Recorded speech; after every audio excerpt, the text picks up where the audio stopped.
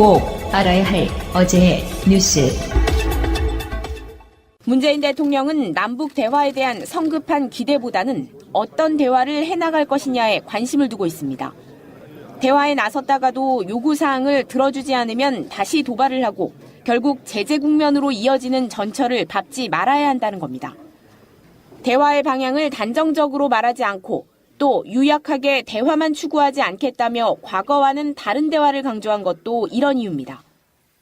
아직 성급한 낙관이나 기대는 금물입니다.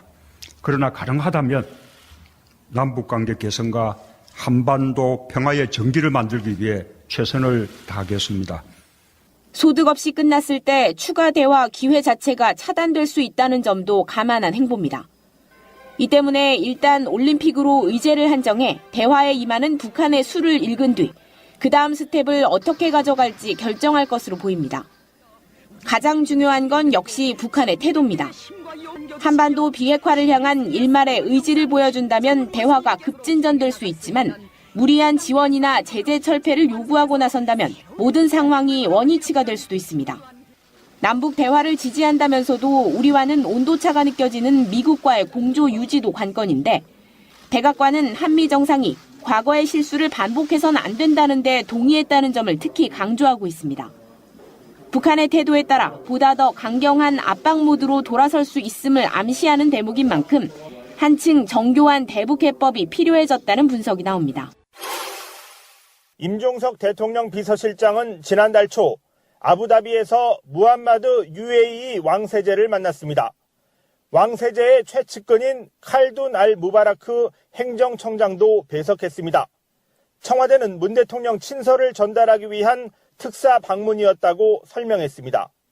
유엔은 아주 중요한 파트너이고 대통령과 통화도 했기 때문에 우리 그 대통령 친서를 가지고 특사 자격으로 비서실장이 가는 게 어떻겠냐고 그쪽에 물어봤습니다. 그래서 이제 그쪽에서 얼마든지 환영한다라는 이야기가 있었고 그래서 방문을 했고요. 하지만 문재인 정부의 탈원전 정책 때문에 UAE와의 관계가 나빠졌다거나 이명박 정부 비리를 캐다가 UAE 왕실에 반발을 샀다는 식의 의혹이 계속됐습니다. 지난 정부 때 체결한 군사협정에 문제가 있어서 임 실장이 방문했을 거라는 관측도 나왔습니다. 이런 가운데 임 실장 특사 방문의 배경을 가장 잘 알고 있을 것으로 보이는 칼둔 행정청장이 8일 방한한 것으로 확인됐습니다. 여권 관계자는 YTN과의 통화에서 오는 8일 칼둔 청장이 방한한다고 말했습니다. 임종석 실장이나 문재인 대통령과의 면담 가능성도 제기되고 있습니다. 칼둔 청장은 아부다비 국영투자공사인 무바달라의 CEO와 UAE 원자력공사 이사회 의장도 맡고 있습니다.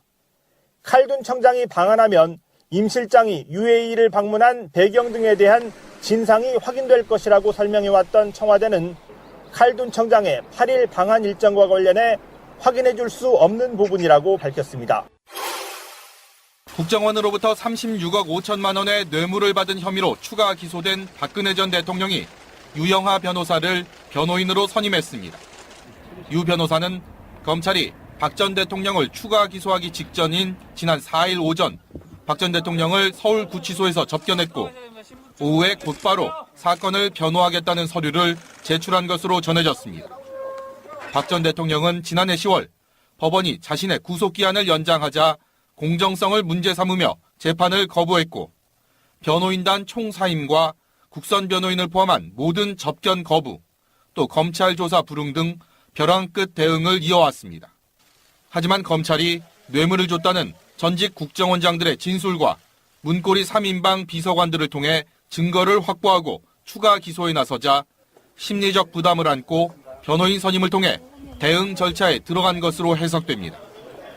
탄핵과 검찰 조사, 국정농단 재판을 거치는 동안 변호를 전담했던 유 변호사를 통해 이어질 재판에서 활로를 찾겠다는 속내가 읽혀집니다. 36억 원이 넘는 국정원 돈을 주사 치료와 의상실 운영비 등 쌈짓돈으로 사용한 혐의로 궁지에 내몰린 박 전 대통령이 이어질 재판에서 기존의 재판 거부 입장을 철회하고 다시 방어막을 치며 검찰과 맞서게 될지 관심이 집중됩니다. 방송 중간에 좋아요를 눌러주시면 새날팀들에게 큰 힘이 됩니다. 미리 감사합니다. 트위터가 진짜 언론입니다. 또 오랜만에 나오셨는데요. 이분은 대애언인 2018년을 예언해 주시기 위해서 무속인 한 분 나오셨는데요. 자, 소개해드리겠습니다. 제21대 국회의원 우리 정청래 의원님. 네, 여러분 안녕하십니까. 이 시대의 참 무술인 정청래입니다. 무술년이잖아 지금. 예, 맞아요. 네. 생각해보니까 의원님은 다음에는 꼭 들어갈 수밖에 없을 것 같아요. 수혈처럼 헐수 국회에만 들어가시더라고요. 퐁당퐁당. 17, 19, 20일 뭐 이런 식으로. 제가 그러니까 디딤돌 국회의원이죠. 그러니까 전원이라고 부르지 맙시다. 우리는 미래지향적으로 21대 국회의원 정청래 의원님. 그리고 청래당 당수이기도 하시고. 네. 직함 얼마나 많으신가요? 청래당 총재 그리고 더불어민주당 중앙당 후원회 운영위원. 원영의원. 네. 운영위원 아무나 되는 게 아니에요. 거기 회장 이해찬 의원님이시고. 네네 그렇습니다. 간사는 김현 의원이고 그렇죠. 그렇죠. 네. 우리끼리 다 해먹어요. 자, 어쨌건 오늘 모신 이유는요. 2018년에 여러 가지 정치 현안들을 네. 한번 우리가 예측도 해보고 2018년에 대한 여러 가지 정치 현안들 이야기해보는 그런 시간을 가질 건데요. 역시 정청래 의원에게 느끼는 건 뭐냐면은 다른 인터뷰들 좀 전에 다른 분들 인터뷰 가셨잖아요. 예. 그 인터뷰 하려고 그러면 질문지 다 줘야 되고 과정이 복잡해요. 이분은 인터뷰 하실래요? 오케이 끝. 그리고 나와서 바로 이야기. 얼마나 담백하고 좋습니까? 네. 예. 저는 뭐 국회의원 8년 한 동안 저희 방에는 연설문을 쓰는 비서관이 없었습니다. 연설문 한 번도 써본 적도 없고 그걸 읽어본 적도 없어요. 컨텐츠가 있기 때문에 걸어다니는 정치 백과사전. 이건 최민희 의원님 우리가 띄우는 방송인데. 네. 어쨌건 진짜 진심 걸어다니는 정치 백과사전. 그리고 시대를 읽는 통찰력이랄까요? 김어준하고 의원님 누가 더 낫다고 생각하세요? 김어준이 지금 하는 것은요, 다 저의 지도 방침에 하에서 잘 움직이고 있는 거죠. 김어준 똑바로 해. 근데 왜 다스베이다는 안 나가세요? 바쁘셔갖고 안 나가시는 거예요? 아니, 저도 이제 오라모고 가라면 가는 사람이 아니잖아요. 자존심 좀 세우시겠다. 그래서 이제 나오라고 요청이 있지만, 내가 그동안 파파이스에서 그 정도 노력 봉사했으면 됐지. 이제 니네끼리 알아서 잘 해봐. 근데 지금 잘 안 돼, 지금. 다스베이다가. 확실히 서로 입장이 이렇게 크게 다르네요. 네. 근데 그분들이 그래요. 팟캐스트 포탈을 예. 여러 가지 의미에서 이제 그쪽에서 독점으로 내고 있는데 뭔가 생각을 잘못했다는 이야기를 내가 우리 지인들한테 한 적이 있어요. 그건 뭐 다른 이야기고. 제도로서의 민주주의가 흔들리고 구타는 일은 이제 없습니다. 민주주의가 밥이고 밥이 민주주의가 되어야 합니다. 정청래 의원과 어떤 재밌는 얘기가 오갈지 궁금한데 일단 첫 번째 키워드 갑니다. 1987년 정청래. 1987년은 제 평생 잊을 수 없는 한 해였고 지금의 정청래의 의식 구조가 그 해에 굳어진 해이기도 하죠. 1987년 초에 제가 학보사를 스스로 그만둡니다. 학보사 기자였어요. 남의 이야기하듯 스스로 그만둡니다. 네, 스스로 그만두고 제가 지하 서클 오르그를 제가 찾아갑니다. 보통 선배들이 너 여기 들어와서 운동 좀 해라 이렇게 하는데 그렇죠. 저는 이제 3학년 초이기도 하고 그래서 제가 스스로 걸어가서 오르그원이 되죠. 그리고 저는 이제 학보사에 있었지만 그런 오르그에는 들어간 적이 없기 때문에 오르그가 뭐 얼마 말씀하시는 건가요? 조직. ORG. 오거니제이션. 네. 무슨 말이 이분은 왜 왔어요? 이런 것도 모르면서. 그랬는데, 이제 학보사를 하게 되면 여러 가지 이제 책을 읽잖아요. 근데 이제 정규 코스가 아니야. 지하 서클 운동권. 그래서 이제 책을 지금까지 뭐 읽었느냐고 이렇게 한번 써보라고 그러더라고요. A4 한 장을 줘요. 그래서 다 쓰고 한 장 더 달라고. 쭉 썼어요. 그랬더니 많이 읽긴 했는데 이게 순서가 뒤죽박죽이라는 거야. 그래서 내가 초보라면 초보답게 해야 되겠다. 그래서 엄청나게 공부를 많이 했어요. 그리고 제가 속한 이제 팀, 그때 이제 T라고 그러는데 거기서 공부, 학습 서클. 그리고 나 욕심이 많아가지고 늦게 시작한 만큼 내가 후배들을 또 많이 키워야 되겠다. 그래서 동시에 5개 하방팀을 내가 꾸렸어요. 그러니까 하루에 토론이 6개가 있는 거야. 6권을 또 읽어야 되는 거야. 그러면서 그때 하루에 3시간씩 잤어요. 정말. 운동권 열심히 하려고. 그래서 그때는 또, 우리 여성 동지께서는 어떨지 모르겠지만, 속옷도 안 갈아입을 시간도 없고. 그렇죠. 그리고 갈아입을 수도 없고. 안 입기도 하죠. 그래서 이제 2주간 한번 입고 뒤집어 또 입고. 그렇죠. 뭐 이런 식으로. 오로지 운동밖에 없었어요. 그리고 나서 몇 개월을 했더니, 좀 나름대로 이제 위치가 되더라고. 올라가고. 그래서 87년 6월 항쟁 때 명동으로, 종로로 이제 진출하죠. 진출해서 6월 10일 날 그때 이제 총 걸기했잖아요. 60항쟁. 근데 제가 건대를 다녔는데 저희가 서울 캠퍼스가 12,000명이에요. 충주가 6,000명이고 그래서 18,000 일반하고 이렇게 얘기하는데 그날 저희 학교에서만 6,000명이 나갔어요. 와, 나는 사람이, 우리 학교 학생이 그렇게 많은지 몰랐어요. 6,000명이 새까맣게 해가지고 스크럼 짜고 학교 민주광장 있잖아요. 한 바퀴 돌고 나가는 거야. 진출하는 거야. 멋있다. 그랬더니 명동 갔더니 막 사람이 막 미어 터져요. 그러니까 도로로 안 나올 수가 없어. 인도에만 서 있을 수가 없어. 그리고 6시를 기해서 경적을 울리고 차량마다.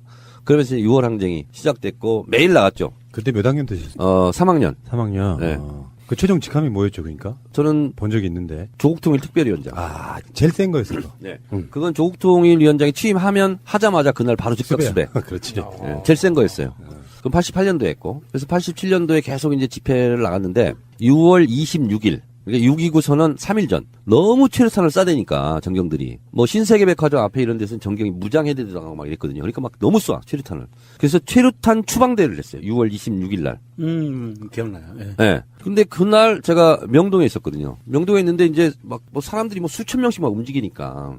나도 이제 그 다음 장소에 이제 이동하고 있는데 사람들이 쭉 지나가요. 그게 나도 이제 지나갔지. 그랬더니 경찰이 잡네, 나만 잡어. 얼짱이라?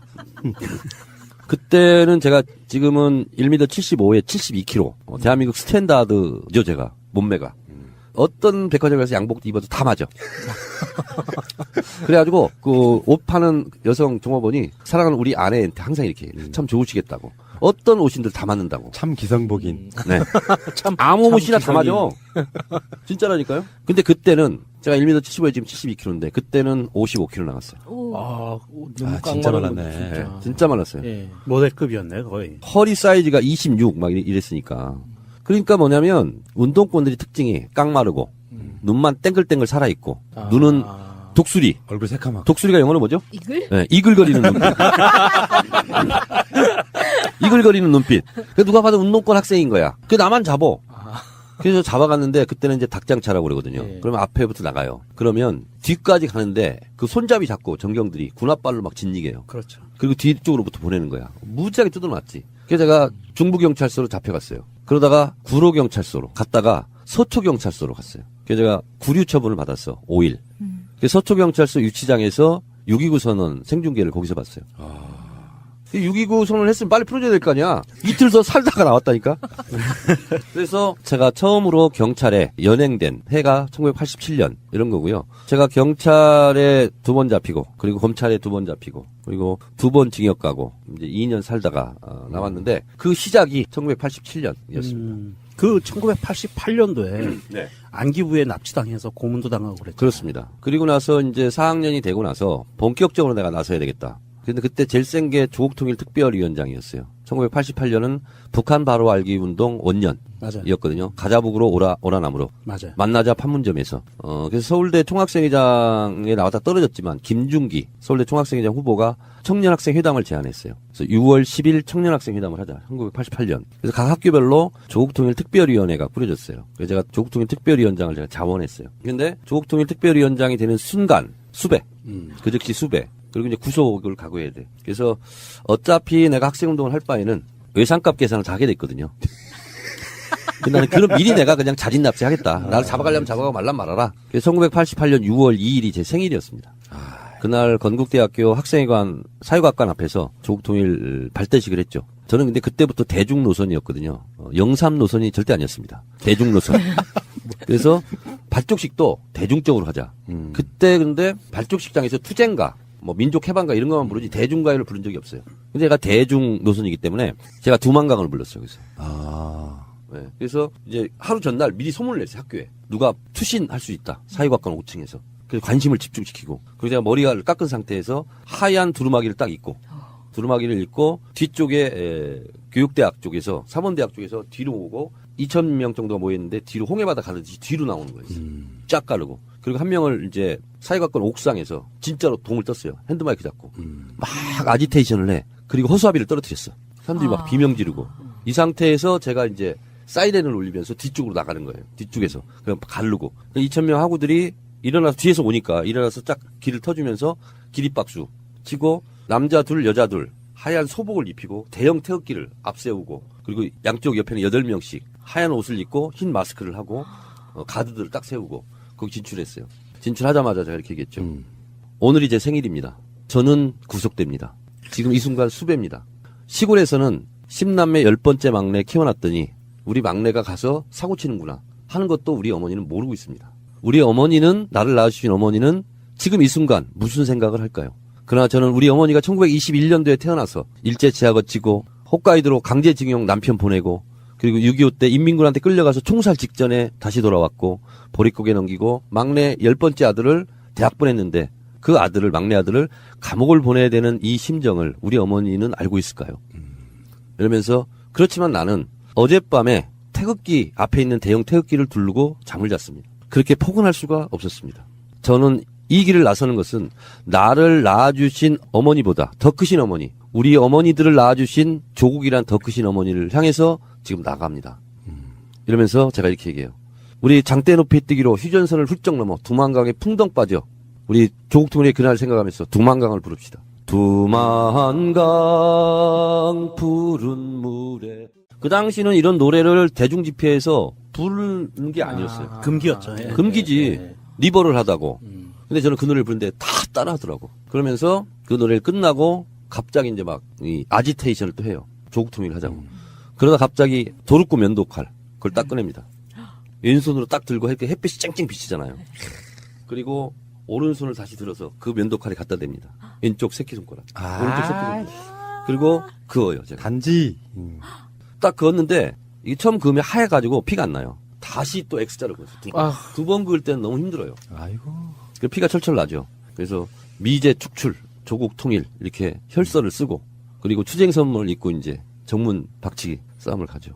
영화 1987이 주인공을 잘못 잡았어요. 그러게요. 이런 스토리가 치열하게 있잖아요. 그 중에 네. 대표적인 분인데 정청래 주연의 영화가 나왔어야 되는데 말이죠. 1987 시즌2는 정청래 의원님 이야기로 하시는 걸로 하고 그럼 1988로 합시다 이제. 1988 두만강. 왜냐면 1988 때 그 조국 통일 그 하다가 특별위원장 하다가 제가 안기부한테 석 달 소요 왔다가 너무 책상 위에서만 자니까 소파에서 자니까 허리가 아파가지고 후배 자취방을 갔어요. 근데 누가 미행이 붙은 거야. 학내 뿌락지로. 그래서 새벽 2시에 잡혀가지고 제가 을지로에 있는 지금도 어디를 갔는지 몰라요. 연행이 됐는데 봉고차 한 대가 왔어요. 안기부 직원들이. 근데 이게 있잖아요. 손으로 당수를 한다고 그러죠.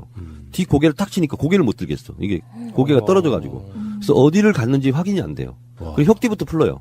그리고 뒷대 딱 잡고 바둑 그 아다리 친다고 그러죠. 네 명이 딱 붙어가지고 가는데 2층으로는 올라갔는데 어떤 모텔인지 지금 몰라. 그래서 물 틀어놓고 비명질이니까. 그리고 또 물고문을 하려고도 이제 하는 거죠. 팬티 바람으로 옷 다 벗기고 손수건으로 눈 가리고 4시간 동안 맞았어요. 집단 폭행. 그 과정에 돌아가신 분이 박종철 열사한 거죠, 뭐. 그렇죠. 그 저도 박정준 열사도 생각하고 뭐 수돗물이 막 소리가 들리니까 너무 공포스럽더라고. 그리고 맞는 게 너무 무섭고. 근데 제가 자존심을 지킬 수 있었던 건 뭐냐면 절대 울지 말아야지. 맞고 아프다고. 그리고 이제 뒤에서 때리면 코를 깨요. 방바닥에. 그 이마를 발로 차면 뒤로 떨어지고 오른쪽에서 차면 왼쪽으로 쓰러지고. 근데 울지 말아야지. 그리고 누구 자꾸 부르라고 그랬거든. 그때 조국통일 배우 조종 세력 안 불었어요. 그리고 항상 발로 차면 쓰러졌다가 다시 정자세를 해서 앉아 있는 거야. 왜냐면 내가 맞을 수밖에 없으니까. 그러나 자세를 흐트러뜨리지 않는다. 그래서 4시간을 제가 이렇게 집단 구타 고문을 당했는데 그래도 제가 마지막 순간까지 앉아 있었어요. 정자세로. 근데 나중에 그러더라고. 그때는 수배 받아가지고 체중이 더 빠졌어요. 52kg 나갔어요. 아이고. 이렇게 얘기하더라고. 야, 이 자식아. 조국 통일도 좋지만 좀 먹어가면서 해라. 이 새끼 때릴 데도 없네. 이미 다 때려놓고. 그러더니 옷 입으라고 그러더라고. 정말 영화 같은 이야기. 자, 근데 이 얘기만 들어도 1시간 갈 텐데. 네. 오늘은 아니에요. 여기까지. 그리고 방송 나가는 오늘이요. 1월 6일 일요일 오후 3시 1987 당관을 정청래 의원님이 하십니다. 저기 서울 그 피카디리 극장 여기서 오후 3시에 정청래 의원과 함께하는 1987 당관. 오늘 신청해도 늦지 않죠? 이미 탔어요. 그렇구나. 역시. 우리는 올리는 순간 마감이야. 40명. 자, 쓸데없는 통보였습니다. 자, 잠시 후에 다시 하겠습니다. 자, 두 번째 키워드입니다. 키워드 하나당 20분씩이면은 이거 한 서너 시간 해야 되겠는데요. 첨예한 이런 건 아니고 정말 관심사인 이야기 하나 할게요. 서울시장 그리고 정봉주. 제가 요즘 뭐 밥을 아무리 먹어도 항상 그 시장해요. 시장길을 느껴. 그리고 내가 지금 입고 다니는 이 옷 있잖아요. 네. 다 이거 백화점에 산 게 아니고 시장에서 시장에서 샀어. 이게 시장 옷이야. 그래서 내가 지금 입고 다니는 게 시장 옷이거든 지금. 목격담이 많이 올라오더라고요. 네. 시장에서 발견했다고. 그렇습니다. 네. 네, 그리고 시장에 가잖아요. 그럼 많은 사람들이 시장에 왔다고. 그 지금 밥 때라서 좀 시장하시죠, 여러분. 서울시장 선거는 시대의 정신이 있어야 된다. 국회의원은 개인의 의지, 노력, 정성으로 되는 거지만 서울시장 선거 같은 광역 단위의 큰 사이즈 선거는 개인의 욕심과 욕망이 있다고 또 노력한다고 되는 일이 아니다. 시대 정신에 맞아야 되고 시대적 요청이 있어야 된다라는 거고요. 물론 시대 정신은 문재인 정부 성공. 저는 이게 시대 정신이라고 생각합니다. 그래서 저는 민심과 가장 맞닿아 있는 정치인으로서 다른 정치인은 하지 않는 정치 행위를 나는 하고 있는 거예요. 제가 사랑해도 될까요? 제가 출마해도 될까요? 먼저 물어보는 거예요. 출마조차 내 뜻대로 하지 않겠다. 그래서 원한다면 하는 거고 원하지 않는다면 하지 않겠다. 이런 거예요. 그래서 지금은 제가 출마해도 될까요?라고 국민들에게 물어보는 거다. 근데 보니까 최근에 여론조사가 하나 나오긴 했죠. 그래서 사실상 정청래 의원이 출마할 수도 있다라고 하는 그 발언이 나온 이후에 네. 꽤 의미 있게 지지율이 나오던데요. 그렇게 의미 있게 큰 지지는 아니에요. 정치 컨설턴트 전문가들은 이렇게 얘기합니다. 대한민국 국민 유권자들이 그래도 저 후보에 대해서 들을 준비를 하고 있는 후보는 딱 2명 있답니다. 대선 후보와 서울시장 후보. 무슨 말인지 들을 준비가 돼 있다는 거고요. 그리고 서울시장 후보는 대선 후보랑 같은 거다. 지방선거 때. 그리고 서울시장 선거는 서울 시민이 투표하는 건 맞지만 전국 선거다. 맞아요. 전국에 있는 모든 여론이 서울로 집중돼서 후보를 고르는 거다. 그리고 서울시장은 행정가를 뽑는 게 아니다. 다음 대선에 이 사람이 나가도 좋다 하는 것을 미리 점 찍고 뽑는 거다. 그렇기 때문에 저는 더더욱 시대 정신이 있어야 된다 이런 거고요. 그래서 지지율 6%가 나오면 이것은 전국에 있는 모든 사람들이 주목하고 있다는 거다. 이렇게 얘기를 하더라고요. 근데 저는 제 느낌으로는 그래도 2자릿수는 나와야 아직은 양이 안 찬다. 되지 않을까. 출마 자격이. 이 방송 나가고 나서 한 2자릿수로 올라가지 않을까. 그런 생각을 좀 하는데 지금 지지율은 좀 부끄럽습니다. 근데요, 이제 그 말이 처음 나왔을 때 우리 방송으로 다뤘던 거 못 들으셨죠? 제목으로 걸어서 들으시라고 일부러. 일단 느낌 자체는 흥행을 위해서 내가 희생하겠다 이런 느낌도 있고요. 네. 페이스메이커 이런 느낌도 있고. 네. 당연히 박원순 시장이 삼성 갈 거야 해서 맥 빠진 그런 선거는 되지 않았으면 좋겠다라는 게 시작점이었잖아요. 이게 이제 거의 처음 얘기하는 것 같은데 채널에서 제가 만약에 국회의원 3선이 됐다면 저는 대선에 나가려고 그랬어요. 경선에. 그래서 대선 경선이든 어떤 경선이든 내가 페이스메이커를 하겠다라고 선언하고 나간 사람은 없습니다. 지금까지. 그렇죠. 저는 그런 룰을 깨겠다. 우리 창의적 상상력으로. 나는 문재인의 페이스메이커가 되겠다. 근데 그럼 돼버려. 그래서 나는 35km 지점까지는 내가 앞에서 바람막이를 하겠다. 그리고 35km 지점에서는 내가 제자리 뛰기를 하고 있겠다. 그리고 문 후보 먼저 가시라고. 그래서 뒤따라가면서 응원을 하겠다. 이렇게 선언하면서 멋있잖아. 재밌고. 그래서 그걸 한번 해보고 싶었어요. 아니면 당대표에 나가든가. 왜냐하면 2012년 때는 당이 선거를 치른 게 아니었거든. 그래서 내가 당대표가 돼서 당을 완전히 틀어쥐고 문재인 대통령을 만드는데 내가 올인하겠다. 그 꿈이 있었어요. 근데 이제 저는 현역이 아니면 당대표를 하면 민폐다 이렇게 생각합니다. 왜냐하면 본회의장에 들어갈 자격도 없어요. 당대표지만. 그래서 원에는 당대표를 하는 것은 당한테 민폐다 저는 이렇게 생각을 합니다. 그 지금 대표적으로 그 모습 보여주고 있는 분이 있잖아요. 매일 철수하시는 분. 뭐 그분도 그렇죠. 홍 씨도 있고요. 그런데 서울시장 부분도 마찬가지인 거예요. 나 아니면 안 된다는 생각을 저는 절대 하지 않습니다. 근데 너는 아니야. 이 생각도 저는 반대합니다. 왜냐면요. 2002년도 대선 경선 때를 보면요. 노무현은 아니다. 다 그랬어요. 여의도에서는. 다 이인재 대선인이었거든요. 그러나 그것은 민심을 정확하게 못 읽는 거거든요. 그래서 어떻게 될지 모르는 거예요. 그런 거고 저는 진짜로 나 아니면 안 된다는 생각을 하지 않아요. 그래서 저는 공익적 삶을 살고 싶지 사익적 생활을 하고 싶은 사람이 아니에요. 그래서 공익적 생활을 하다가 정청래 너 그동안 잘했어. 너도 한번 해봐. 그러면 그때 해야 되는 거라고 생각을 하거든요. 그래서 욕심내면 절대 안 된다. 개인. 지금은 하나가 전체를 위하여 봉사할 때다. 헌신할 때다. 이렇게 생각합니다. 이렇게 사셔야겠어요? 보는 사람 짠하게? 네? 정치인이라는 게 이런 선거에 누구나 다 풍운의 꿈을 꿀고 물론 여러 가지 정책 의도가 있겠지만 시작부터 나는 페이스메이커가 될 생각이 있다 이렇게 말하는 사람은 사실 역사상 처음이에요. 그러니까 좀 지나친 순수함이 좀 낯선 그런 느낌이랄까요? 이제는 그 성인의 반열에 들어가고 있죠 지금. 새로움은 낯설음을 항상 동반합니다. 이런 거 처음 보잖아요. 낯설 수밖에 없어요. 예. 지극히 정상적인 뇌구조를 갖고 있는 거예요. 자, 그러면 일설에는 지금 정봉주 의원이 사면되고 나서 이제 지나가는 말로 하는 여러 가지 과정 중에 언론은 뻥튀기 좋아하니까 서울시장 나갈 수도 있다. 정봉주 의원은 안 나간다고 했다. 우리 다른 인터뷰에 오신 분들이 정봉주 의원과 방송을 했었나 봐요. 며칠 전에. 근데 정봉주 의원이 서울시장 나가네 안 나가네 이렇게 약간 부정적인 이야기 했다 그래요. 근데 우리는 이제 우리가 그림을 만드는 거죠. 정봉주와 정청래 두 사람이 서울시장 후보로 나가면 이거 모양이 어떻게 되는 거냐 이렇게 얘기할 수 있는데 그 부분 정리 좀 해주세요. 그건 단언합니다. 정봉주랑 싸울 일은 없습니다. 모양새가 좀 볼상사납잖아요. 아, 그럼 정봉주 전 의원이 나가면 출마 안 하시겠다? 가위바위보. 그렇다기보다는 동전 던지기 이런 것도 괜찮아. 정봉주 의원을 아직 만난 적이 없어요. 그래서 만나면 진짜 나갈 거야? 이렇게 한번 물어보려고. 아하. 네. 그래서 저는 내가 꼭 나 아니면 안 된다는 생각을 안 하기 때문에 우리 당과 우리 문재인 정부 성공을 위한 것이 첫 번째이기 때문에 이렇게 얘기하면 안 믿을 수 있어요. 정치인이 저래. 그런데 진짜 그래요. 저는.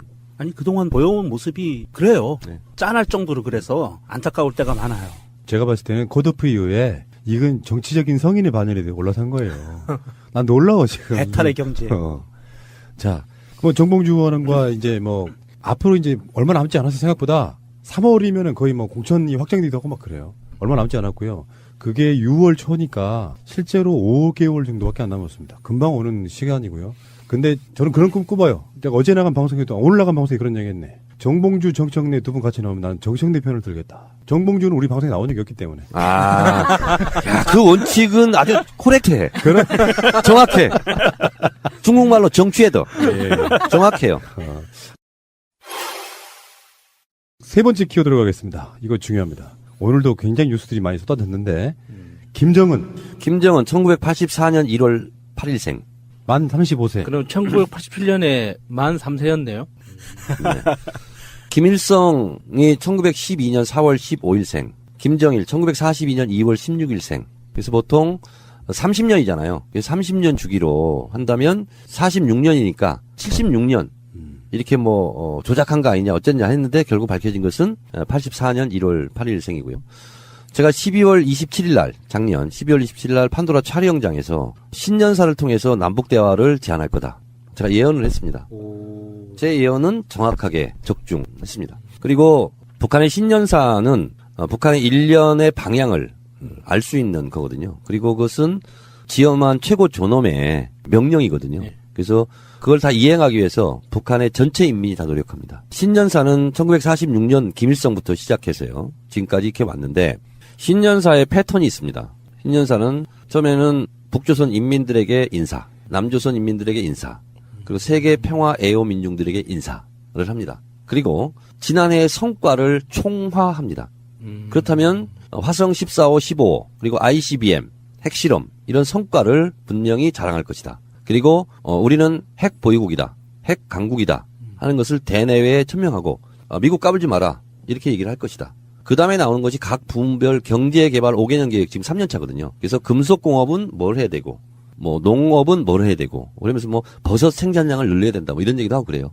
그리고 양식장은 어떻게 해야 된다. 그 부분을 쭉 얘기해요. 그 다음에 대남 부분을 얘기합니다. 그리고 평창올림픽이 열리기 때문에 각급 단위의 남북회담을 제안할 것이다. 제가 예측을 했어요. 근데 각급 단위 지금 이제 들어갈 겁니다. 그렇게 되고 다시 한번 미국에 경고하고 그리고 지도자로서 앞으로 올해를 어떻게 이끌어가겠다. 이런 패턴이거든요. 지금 북한은 북한의 입장에서 내재적으로 접근해 보면 축제 분위기입니다. 왜냐하면 핵 무력을 갖췄다. 그리고 핵 강국이다. 그래서 본인들 그렇게 생각해요. 그다음에 지금은 여유를 갖고 느긋하게 이제 평화 공세를 하고 있습니다. 그래서 미국에게는 협박 그리고 남쪽에게는 평화 공세. 이게 이제 일련의 기조입니다. 이게. 그런데 이 신전사의 기조를 또 잡는 것을 엿볼 수 있는 또 문건이 있습니다. 그게 뭐냐면 북한 노동당이 1980년에 6차 당대회를 했습니다. 이번에 시진핑은 19차 당대회를 했죠. 6차 당대회 이후에 26년 동안 안 열었어요. 그래서 2016년 5월 달에 7차 당대회를 합니다.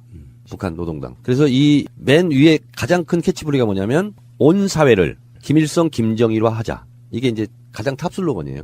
그래서 사회주의 강국 건설, 그리고 국방력의 자유력을 갖추자. 과학기술 사상을 존중하자. 그래서 부문별로 노선을 밝혀요. 그 중에 하나가 과학기술 중시예요. 그리고 핵을 갖춘다. 이게 이제 7차 당대회 때 천명한 노선이거든요. 강령이죠. 그러니까 북한은 헌법보다 더 높은 게 이 당대회 강령입니다. 그래서 이미 그것은 예상돼 있고 그대로 지금 신년사가 나오고 그대로 지금 움직이고 있다. 이런 거죠. 그런데 지금 1월 1일 날 김정은의 신년사가 나온 이후에 엄청나게 빠르게 돌아가가지고 남쪽에서 회담 제의하고 북쪽에서 지금 받아주고 뭐 이 상태로 스피디하게 가는데 평창 올림픽에 일단 북한이 선수단 파견하는 건 이제 기정사실화 되겠죠? 선수단 규모는 뭐 소규모일 수밖에 없고, 그러면 응원단이나 예술단 이런 것이 이제 내려올 수 있고요. 그리고 북한의 응원단이 내려와서 물론 북한 선수도 응원하겠지만 우리 대한민국 선수들을 응원할 수 있습니다. 왜냐하면 지금 좀 여유가 생겼어요, 김정은이. 그래서 북한의 입장으로는 남쪽에 있는 국민들한테 좀 이렇게 잘 보일 필요가 있고 유아시에서를 할 필요가 있는 건데. 우리 새날 청취자들을 위해서 아시는 분은 아시고 모르시는 분은 모르실 것 같은데 북한이 그럼 왜 핵을 가지려고 했을까? 그 시대적 배경을 제가 잠깐 좀 말씀드리면 1989년도 90년대 동구 사회주의권이 몰락했잖아요. 예. 그리고 그 당시에 노태우 대통령이 북방 외교를 했습니다. 그리고 소련 그리고 중국 이런 데하고 우리가 수교를 맺습니다. 북한의 입장으로는 믿을 구석이 미국과 대항해서 소련과 중국인데 아니 남쪽하고 이렇게 수교를 맺은 거예요. 친구를 뺏긴 듯한 느낌이에요. 뒷배가 없어진 거예요. 그러다 보니까 이제 중국도 러시아도 소련도 이런 데도 우리가 못 믿겠네. 그럼 우리 스스로 우리가 자위력을 갖춰야 되겠네. 핵을 만들어야겠다. 이렇게 생각하는 게 배경이 됩니다. 미국에서는 못 만들겠죠. 그러니까 미국이 뭐라겠어요? 경수를 그럼 지어주겠다. 그래서 YS 때 실제로 우리 한국전력이 평양 이쪽에 가가지고 경수를 건설을 하고 있었잖아요. 그런데 그 조건이 뭐냐면 핵시설을 완전 사찰을 허용한다 하는 거였는데 미국하고 마찰을 빚어요. 왜 여기저기 쓸데없는 데 다 보려고 그러냐. 그래서 북한이 거부를 하죠. 그래서 그게 깨져요, 그게. 제네바 협정이라는 것이.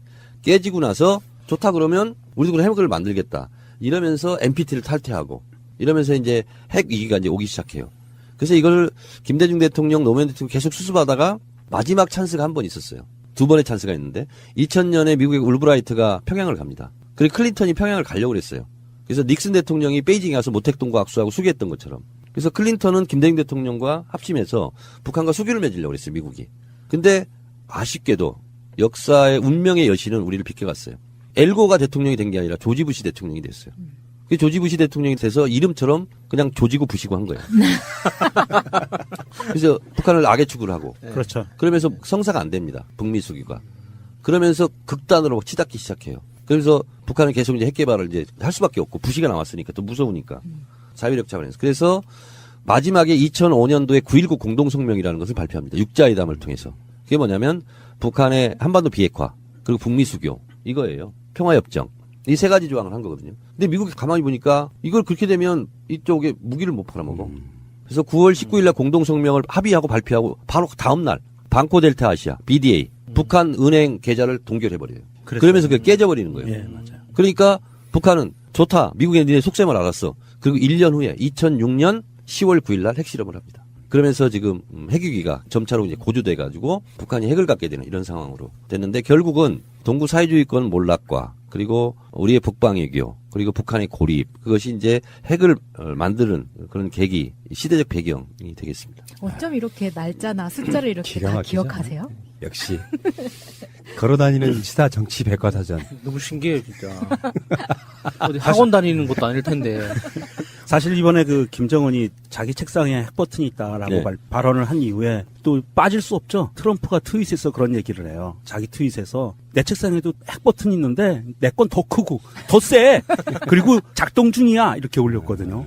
이게 어떻게 받아들여야 돼요? 도대체? 2017년 트럼프와 김정은과 트럼프가 대결을 했잖아요. 미국의 주요 언론들은 김정은이 승리했다 이렇게 평가하고 있습니다. 그렇죠. 네, 그 이유는 뭐냐면 트럼프는 왔다 갔다 했어요. 어떤 때는 김정은을 칭찬했다가 어떤 때는 욕했다가. 근데 김정은은 그런 면에서는 초지일관이었거든요. 못 먹어도 고. 늑다리 미치광이. 그러니까 그 치킨 게임 하다가 결국에는 김정은이 끝까지 안 물러서고 고한 거라고 보는데 어쨌건 그 이면에는 문재인 대통령의 일관된 전략이 먹힌 거잖아요. 뭐 그런 것도 있고요. 미국의 외교 문서가 공개된 거 하나 있습니다. 94년도에 진짜로 북한을 치려고 했어요. 전쟁 계획을 세웠습니다. 근데 전쟁을 포기할 수밖에 없었던 이유가 있어요.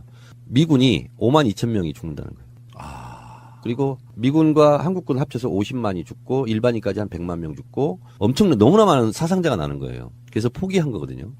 근데 우리는 인류 역사상 가장 불리한 전장터를 가지고 있습니다. 전체 인구의 50% 이상이 적의 사정권 안에 오밀조밀, 수도권에. 옹기종기 모여 살고 있어요. 그래서 문정인 교수 이런 분들이 연구해 놓은 논문에 의하면 전면전이 발생한다. 그럼 최소 몇 만이 죽냐? 500만 명이 죽습니다. 그리고 경제적 피해는 최소 10,000조의 피해가 있다. 우리나라 국가 예산이 25년치 예산이 그냥 순간 잿더미가 되는 거예요. 날아가는 거예요. 그래서 전쟁을 할 수가 없고, 전쟁이 진짜 일어날 것 같다. 그러면 미국에서 하고 있는 게 있어요. 미국이 소개 작전을 하거든요. 한국에 살고 있는 미국 사람들을 다 소집해가지고 일본으로 피신을 시킵니다. 근데 그러려면 며칠 걸리잖아요. 그러니까 선제 공격이라는 개념이 있을 수가 없어요. 다 들통이 나는군요. 네, 다 들통이 나고. 그래서 전쟁을 하려면 선제 공격을 하려면은요. 지금은 전쟁에 군사력만 있는 게 아니라요. 경제 총역량을 가지고 하거든요. 300%, 3배가 됐을 때 선제 공격을 한다는 거거든요. 군사 전문가들의 말에 의하면. 근데 이미 들통이 나. 해볼 수가 없고 수도권에 지금 배치되어 있는 장사정포가 1,100개가 있거든요. 이게 떨어지면 감당이 안 되는 거예요. 근데 서울시가 1,000만인데요. 방공호에 들어가서 피할 수 있는 사람은 20%밖에 안 돼요. 지하철 200만 명밖에 수용이 안 된다고 그러거든요. 800만 명은 재수 좋으면 살고 재수 나쁘면 죽는 거예요. 그러니까 전쟁을 할 수 없는 그런 지형적인 요소 한계를 갖고 있기 때문에 전쟁이 일어날 수는 없어요. 이 키워드의 마지막 질문은요. 남북 정상회담 어떻게 되겠습니까? 남북 정상회담은 먼 것처럼 느껴지죠. 근데 이미 물꼬가 터졌고 지금 연락망이 복원됐습니다. 그리고 김정은의 신년사에 뭐라고 얘기했냐면 지금까지는 남조선 괴뢰도당 뭐 이렇게 얘기했거든요. 그렇게 표현하지 않습니다. 북남이 잘해야 된다. 맞아요. 그래서 전략적 파트너로 파트너십을 인정해 준 겁니다. 이 단어 하나가 북한은 굉장히 중요하고요. 특히 신년사는요. 단어 하나하나가 굉장히 중요한 함의를 가지고 있거든요. 근데 절대로 지금 문재인 정부를 공격하지 않았어요. 그리고 우리끼리 잘해야 된다. 북남이. 그리고 관계를 사변적으로 좋게 뭐 해야 된다 이렇게 했잖아요. 그렇죠. 그리고 평창올림픽은 성과적으로 진행해야 된다. 우리도 기쁘다. 그리고 우리는 공화국의 70도를 맞는 해이다. 북과 남이 다 지금 경사를 맞았다. 그것을 우리 서로 잘 해보자. 이런 거거든요. 그렇다면 정상회담까지 속도를 못 낼 이유가 없다. 근데 가장 큰 장애물은 미국 또는 김정은의 꼼수로 공격하는 세력들이잖아요. 그 사람들의 어떤 세력들의 어떤 태클 이런 게 아니라면 그분들이 반미 세력입니다. 그분들이 한때 친미했다가 지금 반미로 돌아섰어요. 자유한국당 이런 사람들이. 왜냐하면 미국은 핵을 반대해요. 한반도에 핵이 다시 오는 거 남쪽에. 그렇죠. 네. 근데 미국의 입장이 반대해서 지금 핵무장하자고 주장하는 거 아니에요. 맞아. 그러니까 반미 세력이지. 그러네. 네. 반미 세력은 척결해야 됩니다. 알겠습니다. 잠시 후에 다시 올게요. 다음 키워드는요. 안철수와 국민의당. 이게 재밌는 키워드인데 이것도 1시간짜리인데요. 우선 바른당과 국민의당이 합당을 하기로 한 것은 여의도 정치에서 반문재인 전선을 드디어 형성하기 시작했다. 그리고 어쨌든 자유한국당이 이합 집산을 또 할 겁니다. 지방자치 이후에는 책임전가 싸움이 있어요. 거기 또 분열이 일어나거든요. 그 이삭죽기 하겠다. 그래서 튼튼한 보수대 연합을 하겠다. 이것은 뭐냐면 이미 두 정당이 합당을 하겠다. 안철수, 유승민이 한 것은 문재인 대통령에 대한 공격에 총성이 울렸다. 이렇게 생각하시면 되겠습니다. 보수 세력의 대반격이 시작됐다 하는 거고요. 그 일환으로 생긴 것이 중국 한중 정상회담 때 홀대받았다. 혼밥했다. 그리고 기자들이 맞았다. 이런 거에 대해서 문바들의 극성을 부리고 있다. 그래서 문바 일배 친박은 같이 청산해야 된다. 이러면서 문재인 지지자들을 이간질시키기 시작했습니다. 그래서 그건 절대 안 된다. 그리고 제가 이제 결사항전으로 저가 또 맞고 막 그랬는데 그래서 언론 쪽 조중동을 비롯한 언론과 SNS 이쪽에서는 문재인 지지자들의 이간질을 시작했다. 그리고 청산의 대상이다 하면서 SNS 공간 속에서의 반격이 그렇게 해서 시작된 거고 여의도 정치에서는 바른정당과 국민의당 보수대 연합을 시동 걸었던 거. 그래서 저희가 트위터에서 썼어요. 우리 정신 차려야 된다. 공격이 시작됐다. 그래서 대선 때 반문재인 전선으로 어떻게 한번 해보려다가 실패했잖아요. 근데 제가 2차 시도고 이건 리트라이에 대해서 아십니까? 제시도. 네. 어쨌건 그럼 지금 현재 안철수의 약간 폭주처럼 보이거든요. 뭐 룰도 규정도 없고 이제 이거 내가 하면 다 되는데 이렇게 돼서 결국 이제 전당대회를 어떤 방식으로 치르고 어떻게 통과하느냐만 남은 거거든요. 아무리 폭주를 해도 전당대회라는 과정을 안 거치고 합당할 수는 없을 거 아니에요. 지금까지 안철수 씨가 정치권 입문한 다음에 지금 제일 잘하고 있어요. 본인의 입장으로는. 왜냐하면 계산 다 끝난 거거든요. 왼쪽 진영에서는 죽었다 깨어나도 대선 후보가 될 수 없다. 그러면 오른쪽으로 행군하라. 이거거든요. 그러니까 분열을 두려워하지 말고 나는 오른쪽으로 행군한다. 이미 작심을 한 거예요. 제가 봐도 진보 개혁 진영에서 그가 대선 후보가 될 가능성은 마이너스 100%야. 그렇기 때문에 본인은 정신 차린 거야 이제. 흉내내지 않고. 나는 보수다. 난 수구다. 이 오른쪽하고는 어떤 사람과도 손잡는다. 내 대선 후보를 위해서는 이렇게 작정을 한 거예요. 제가 봤을 때는. 그래서 안철수가 드디어 정신을 차렸다. 이쪽 기웃거려봤자 누가 알아주지도 않고 지지율이 올라가지도 않고 그래서 오른쪽으로 행군하다가 돌뿌리에 걸려서 자빠질 것이다. 그러면 이제 일부 호남의 국회의원들은 탈당하나요? 탈당이든 아니면 안철수가 나가든 간에 관계없이 우린 너무 쉽게 헤어졌어요. 이제 이렇게 되겠죠. 그 노래를 부르고 다니겠죠. 이게 2018년에 우리가 바라봐야 될 정치 여러 가지 이야기들 중에 가장 중요한 이쪽 이벤트 같은 걸 거예요. 국민의당은 어떻게 찢어지는가? 합의의원이 정말 되겠는가? 뭐 이런 거. 어쨌건 원칙도 소신도 없이 그냥 대선을 위해서 이합집산했던 세력들이 어떻게 다시 깨지는지 보는 것도 참 재밌네요. 나훈아는 눈물의 씨앗을 얘기했죠. 예. 저는 분열의 씨앗을 얘기하겠습니다. 예. 국민의당 태생적 한계 자체가 문재인 실호 여당이잖아요. 네. 문재인 반대 클럽이거든요. 맞아요. 정당은 정치 노선과 정체성이 같은 사람들이 모여서 정권 획득이라는 같은 목표를 향해서 같이 뛰는 거거든요. 그 조직이 정당이거든요. 근데 그 사람들은 문재인 싫어요. 요 하나만 갖고 나머지는 다 틀려. 그래서 분열을 안고 출발한 게 국민의당이에요. 그래서 국민의당을 같이 만들면서 분열의 씨가 이미 있었어요. 그래서 저는 시간 문제지 언젠가는 헤어진다. 그리고 여기는 분당을 할 수밖에 없다. 왜냐하면 그들이 분당하면서 통합을 얘기했거든. 지금도 마찬가지예요. 분열하면서 통합을 얘기해요. 그리고 통합이라는 것은 커지는 거잖아요. 많아지는 거잖아요. 근데 이건 마이너스 통합이에요. 형용 모순이야. 뜨거운 얼음이죠. 왜냐하면 이것도 제가 트위터에서 예언했습니다. 바른국민당은 50명이다. 국회의원이. 근데 안철민당, 안철수, 유승민당은 25명 안팎일 거다. 이게 제가 계산을 해서 반쪽 통합이고 쪼개기 통합이고 마이너스 통합이다. 왜 그러냐면 이미 20명이 반대를 하고 있습니다. 국민의당. 20명. 못 가요. 그럼 11명 간다고 치면 지금 11명 바른정당도 황영철 의원이 얘기했어요. 그 안에서도 바른정당과 통합을 해야 된다고 의총에서 발언한 사람들이 5명 있다. 나머지 6명이잖아요. 19 플러스 6, 그럼 25잖아. 정확하게 마이너스 통합이지. 반쪽 통합이고. 얼마의 병사들을 잃더라도 네. 나는 저쪽으로 갈 거야. 그게 중요한 거 아니에요, 지금은. 그러니까 안철수 의원은 의원 정수 쪽수에 연연하지 않습니다. 네. 어차피 오른쪽으로 행군해야 되기 때문에. 그래서 지방선거 때 자유한국당을 제치고 2등 나는 전략 장기적으로 보면 제가 이 시대 참 예언가로서 2016년 12월 7일 날 제가 이 자리에 와서 녹음을 했습니다. 우리 프라님이 물어봤어요. 탄핵됩니까? 됩니다. 몇 표로 됩니까? 225표로 됩니다. 그렇잖아요? 아, 무서운 분. 무서워 진짜.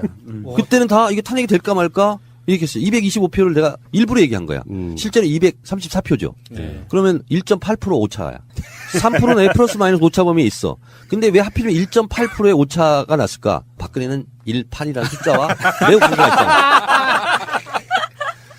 18년 청와대에서 살다가 18년 운전했다가 18년 정치했다가 그리고 18대 대통령이 됐다가 20대 국회 18차 본회의에서 탄핵됐어요. 그럼 기억력도 무섭네요. 그가 청와대에서 대통령으로 재임했던 기간이 1476일이에요. 이걸 다 더하면 18 숫자가 나와요. 그가 검찰에 조사를 받은 날이 2017년 3월 21일 검찰청 1001호실이었어요. 이 아랍의 숫자 다 더하면 또 18 나옵니다. 그 18년에 이제 선고받는 거죠. 그렇죠. 심지어는 지금요 혐의가 있잖아요. 예. 18개입니다. 그 공범이 18명입니다. 그리고 무섭다, 진짜. 18개 기업한테 774억을 뜯어냈다는 거 아니에요. 774도 더하면 18입니다. 그가 청와대에서 나올 때 탔던 에쿠스 차량 번호 그것도 합쳐도 18이 나옵니다. 아, 무섭다. 우주 기운이다 이거. 그래서 2018년도에 실제로 18년 선고가 나오지 않을까. 아하. 그래서 이 18이라는 숫자가 완성이 되지 않을까. 진짜 무섭네요. 자, 어쨌든 간에 안철수 스스로는 잘 되려고 한다는 거겠지만 국민적 눈높이에서는 망해가고 있다고 보여지는 이 괴리감 때문에 지금 계속 이 사단이 나는 것 같고요. 자, 다음 키워드부터는 마차님이. 다음 키워드는 홍준표와 류여해입니다. 요거는 전망 이런 느낌보다 그 당시에 그 코미디함을 다시 한번 나누고 싶어서 한번 참 언급하고 싶지 않은 사람들이네. 해주세요. 왜냐면 아니 그 라이온 인형과 유해 그 얼마나 할 말이 많아요. 지금 이 미래 4차 혁명 기간이라면서요. 4차원에 뭘 보는 거 있는 것 같아가지고. 아 근데 진짜 궁금한 점은 뭐냐면 캐릭터가 겹쳐 이런 걸 떠나서 진짜 홍준표는 왜 유해를 그렇게 버렸을까? 저는 그 지점이 궁금했어요. 사실은 홍준표 대표가 프레임 전쟁에 굉장히 능한 사람입니다. 그리고 저쪽에서는 가장 유능한 사람이에요. 툭툭 치고 키워드 뽑아내고 카피 뽑고 하는 게 굉장히 능한 사람이거든요. 그리고 기자들도 굉장히 그걸 탐복한 적도 있어요. 근데 지금은 제가 봤을 때는 총기를 많이 잃었어요.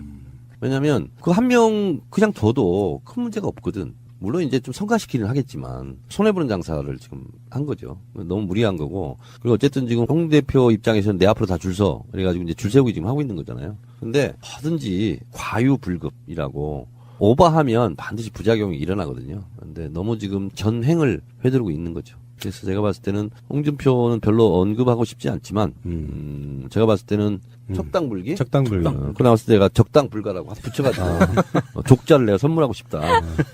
적당히 넘어갈 수 없는 일이지만 별로 뭐 얘기할 가치가 없는 사람들이에요. 정말 놀라웠던 건 정말 공산당식으로 처리해버리더만요. 막말이네 뭐네 뭐 해서 이 사람을 윤리위원회에서 제명, 그거 최고위원회에서 통과, 끝. 아, 그러면 이제 유의 입장에서 보면 정말 황당하고 막 미치고 막 지금 아마 화병 걸려갖고 누워있을 것 같은 생각도 드는데 그렇게 정당 운영하면 나중에 탈나죠, 결국은. 그렇습니다. 그러니까 저는 뭐 제가 누구 물어보면 얘기 안 하는 사람이 있습니다. 제 입으로 이름을 안 올리는 사람.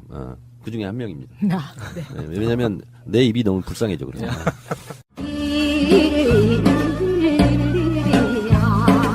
제가 MB의 아바타입니까? 아니면 아니라고 본인이 해명하십시오. BBK라는 수사 자문회사를 설립을 하고 여러분 이거 다 거짓말하는 걸 아시죠?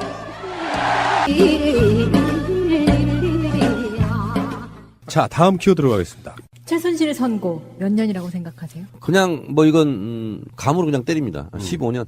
15년이요? 10년 깎여요? 지금 구형이 25년에 1185억 벌금인데 네. 15년이면 많이 빠지는데요? 15년. 아, 15년. 네. 15년 안팎. 지금 우리 정치 인터뷰하는 것 같지 않지? 점치런 것 같지? 점치런 거. 그러니까 정치와 점치는요 비슷해요. 점 하나 차이네. 네, 네. 아, 그러면 받침 하나 차이예요. 15년이라는 거는 박근혜가 18년으로 가기 위한 필수 불가결한 요소다. 박근혜 전 대통령은 무기 나오겠죠. 진짜요? 네. 최순실이 25년 구형이잖아요. 네.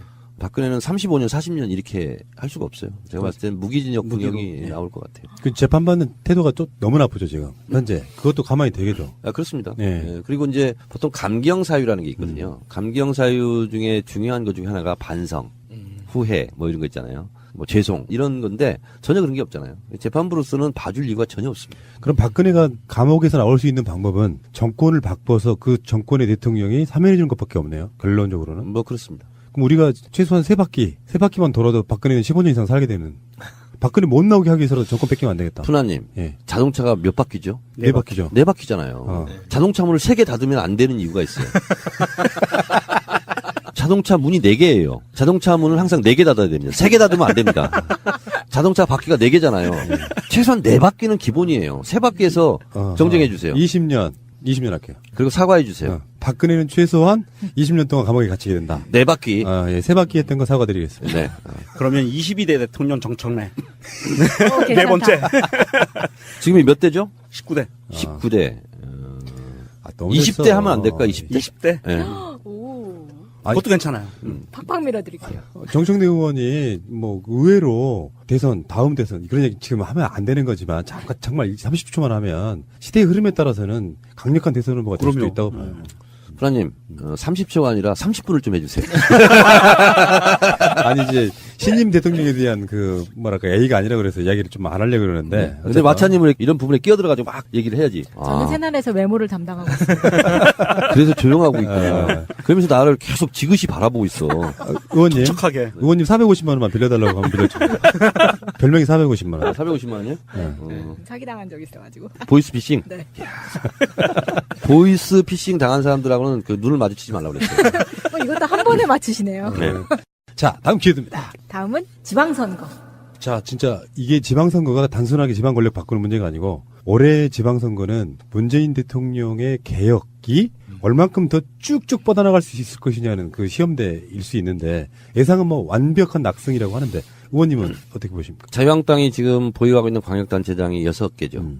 그래서 홍준표는 6개를 지키지 않으면 자기가 뭐 그만둘 것처럼 지금 얘기를 하고 있어요. 그럼 6개라고 하면 그 6개는 될 수가 없을 거예요. 인천이 날아가죠. 인천 날아가죠. 그럼 5개잖아요. 5개가 부산, 울산, 경남, 대구, 경북이잖아요. 제 느낌으로는 부산은 우리가 이길 것 같아요. 누가 나와도? 네. 제가 이제 초청 강연을 많이 다니는데요. 주로 이제 경상남도, 부산 이쪽을 의외로 많이 다녔어요, 제가 주로. 근데 부산은 분위기가 확 바뀌었습니다. 그래서 거기는 제가 봤을 때는 좀 승기를 잡은 것 같아요. 부산은 제일 어려운 데가 이제 대구, 경북, 울산 이렇게 되고요. 경남도 해볼 만합니다. 그렇죠. 네, 경남도. 제가 구미에 있는 우리 당원들이 저보고 강연 좀 해달라고 갔더니 저보고 구미시장을 나와주면 안 되냐고. 정청래 의원이 구미시장 나오면 될 것 같고 그래서 좀 희생한다고 지금 컷오프 됐는데도 덕헌 재단 하고 다녔으니 우리 구미 좀 살려달라고. 그래서 그것 때문에 불렀더라고 나를. 아니 구미시장을 나가면 그 박정희 기념해서 만들어 놓은 거 다 어떻게 한대요? 그래서 구미부터 깨야 되지 않냐고. 남유진 시장 지금 가슴이 콩닥콩닥 하겠다. 정청래 구미시장 출마 계획 있어. 그런데 구미 분들한테 물어보니까 정당 지지율이 자유한국당 우리랑 거의 붙었더라고요. 약간 2, 3% 밀린다거나 뭐 그래요. 엄청난 그 정도예요? 거예요. 네, 그 정도예요. 그러니까 경상북도도 지금 그런 상황이라니까요. 경남은 더 좋습니다. 우리 상황이. 그래 본다면 대구, 경북, 울산이 의외로 힘듭니다. 그게 대구, 경북하고 못지않아요. 울산이. 그래 본다면 제가 봤을 때는 서너 개 정도 자유한국당이 건지지 않을까? 대구, 경북, 뭐 울산. 잘하면. 그래서 우리가 진짜 겸손하게 잘하면 선거와 골프는 머리 쳐드는 순간 진다 그러니까 고개 절대로 쳐들지 말고 자만하지 말고 열심히 묵묵하게 겸손한 자세로 열심히 일심 단결해서 한다면 어쩌면 경남에서도 우리가 이길 수도 있지 않을까. 다른 지역은 웬만큼 자만하지 않고 가면 이길 수 있는데 만약에 TK나 이런 데서 기존에 있던 뭐 경북이나 대구시장이나 경남지사나 부산시장이나 울산시장이나 이 중에 의미 있게 한 서너 개 정도를 가져오는 상황이 되면 세상이 어떻게 바뀝니까? 지금도 사실은 이제 뭐 보수의 몰락 이런 건데 제가 봤을 때는 경남 우리가 이긴다. 그리고 뭐 대구 경북도 이겼으면 좋겠는데 대구 경북 정도만 남는다. 보수 세력, 수구 세력, 이 정치 세력들은요, 우리는 이념과 가치를 뭉치지만 저기는 이권을 뭉치잖아요. 이제 먹을 게 없어요. 대거 귀순하지 않을까. 그리고 괴멸되지 않을까. 이런 생각이고, 저의 뭔 좀 뜬구름 같은 생각이라면 자유한국당은 없어져야 되죠. 네, 그렇죠. 없어져야 되고, 더불어민주당, 정의당, 뭐 이런 데 이렇게 해가지고, 거기서 분할을 하는 게 맞습니다. 진정한 진보와 진정한 보수. 그러는 게 지극히 정상적인 나라의 모습이 아닌가 그런 생각이 듭니다. 그러니까 이번 지방선거 그만큼 중요해요. 근데 만약에 예상치도 못하게 영남 쪽을 제외한 다른 곳에서 몇 석을 가져가는 불상사가 생기면 개혁하기 힘들어져요. 분위기상. 얼마나 그 기세를 올리겠어요. 그래서 이번 지방선거는 감히 산날에 제안할게요. 투표율 올리기 운동을 해야 돼요. 이기고 있을수록 투표율을 올리기 운동을 해야 돼요. 지방선거 투표율이 엄청 낮잖아요. 일반적으로 봐도. 거기에 세부적인 하부 조직들까지 전부 다 저쪽 세력들 빼내야 됩니다. 안 그러면 힘들어요. 까미가 그런 얘기를 했대요. 어제의 범죄를 단죄하지 않으면 미래의 범죄에게 용기를 주는 거다. 그런 말을 했대요. 마찬가지로 지방선거 때 표로 수구 세력 이런 부정의한 불의했던 부정부패 세력을 벌하지 않는다면 단죄하지 않는다면 그들에게 미래의 용기를 주는 거죠. 말씀 한마디 한마디가 어록이잖아요. 정청래 어록. 자, 마지막 키워드 가겠습니다. 마지막 키워드는 개헌입니다. 개헌이요. 제가 이 시대 참 헌법 전문가로서 개헌은 해야 되죠.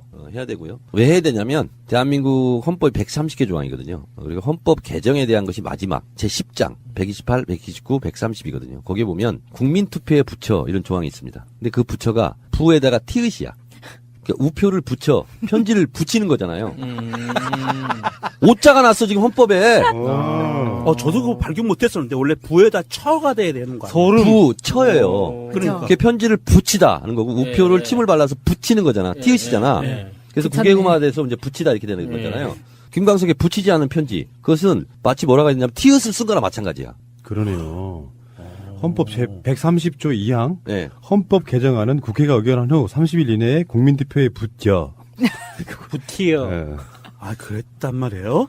아, 이거 뭐 100% 개정해야 되네요? 그래서 이건 맞춤법이 맞지 않아요. 맞아요. 그 수정해야 돼. 개헌을 해야 돼. 근데 원래 헌법은 저만 하나만 바꿔도 개헌이잖아요. 그러니까요. 그래서 저 오타 수정을 해야 돼. 그 개헌을 해야 돼, 일단. 꼭 해야 하는 이유가 하나 나왔네요. 제가 이 세계 최초로 제가 발견한 겁니다. 그렇네요. 정청래 의원의 이 디테일 나 놀랐다 진짜 인정. 네. 하여튼 오타 수정을 해야 되겠어요, 안 해야 되겠어요? 해야죠. 자유한국당도 이건 동의를 할 수밖에 없어. 지금 오타가 나왔다 지금 헌법 전문에. 그러니까 이건 바꿔야 된다. 그러려면 국민투표 해야 되는 거야. 맞아요. 부처에서 있잖아요. 티읕을 빼버려야 돼 지금. 그리고 부처를 해야 돼. 그러니까 이 두 자를 고쳐야 돼. 이걸 동의 안 할까 자유한국당? 그러네요. 그냥 냅두자고 할까? 자, 그런데 실제로 지금 뭐 대통령 발의 뭐 개헌 이야기도 있고 그게 무서워서 이제 국회에서는 또 6개월 연장했고 하는데 사실상 권력구조 개편은 좀 힘들 수도 있어요. 여러 가지로 안 맞고 그래서. 개정 과정을 말씀드리면 이게 2월 24일이 디데이거든요.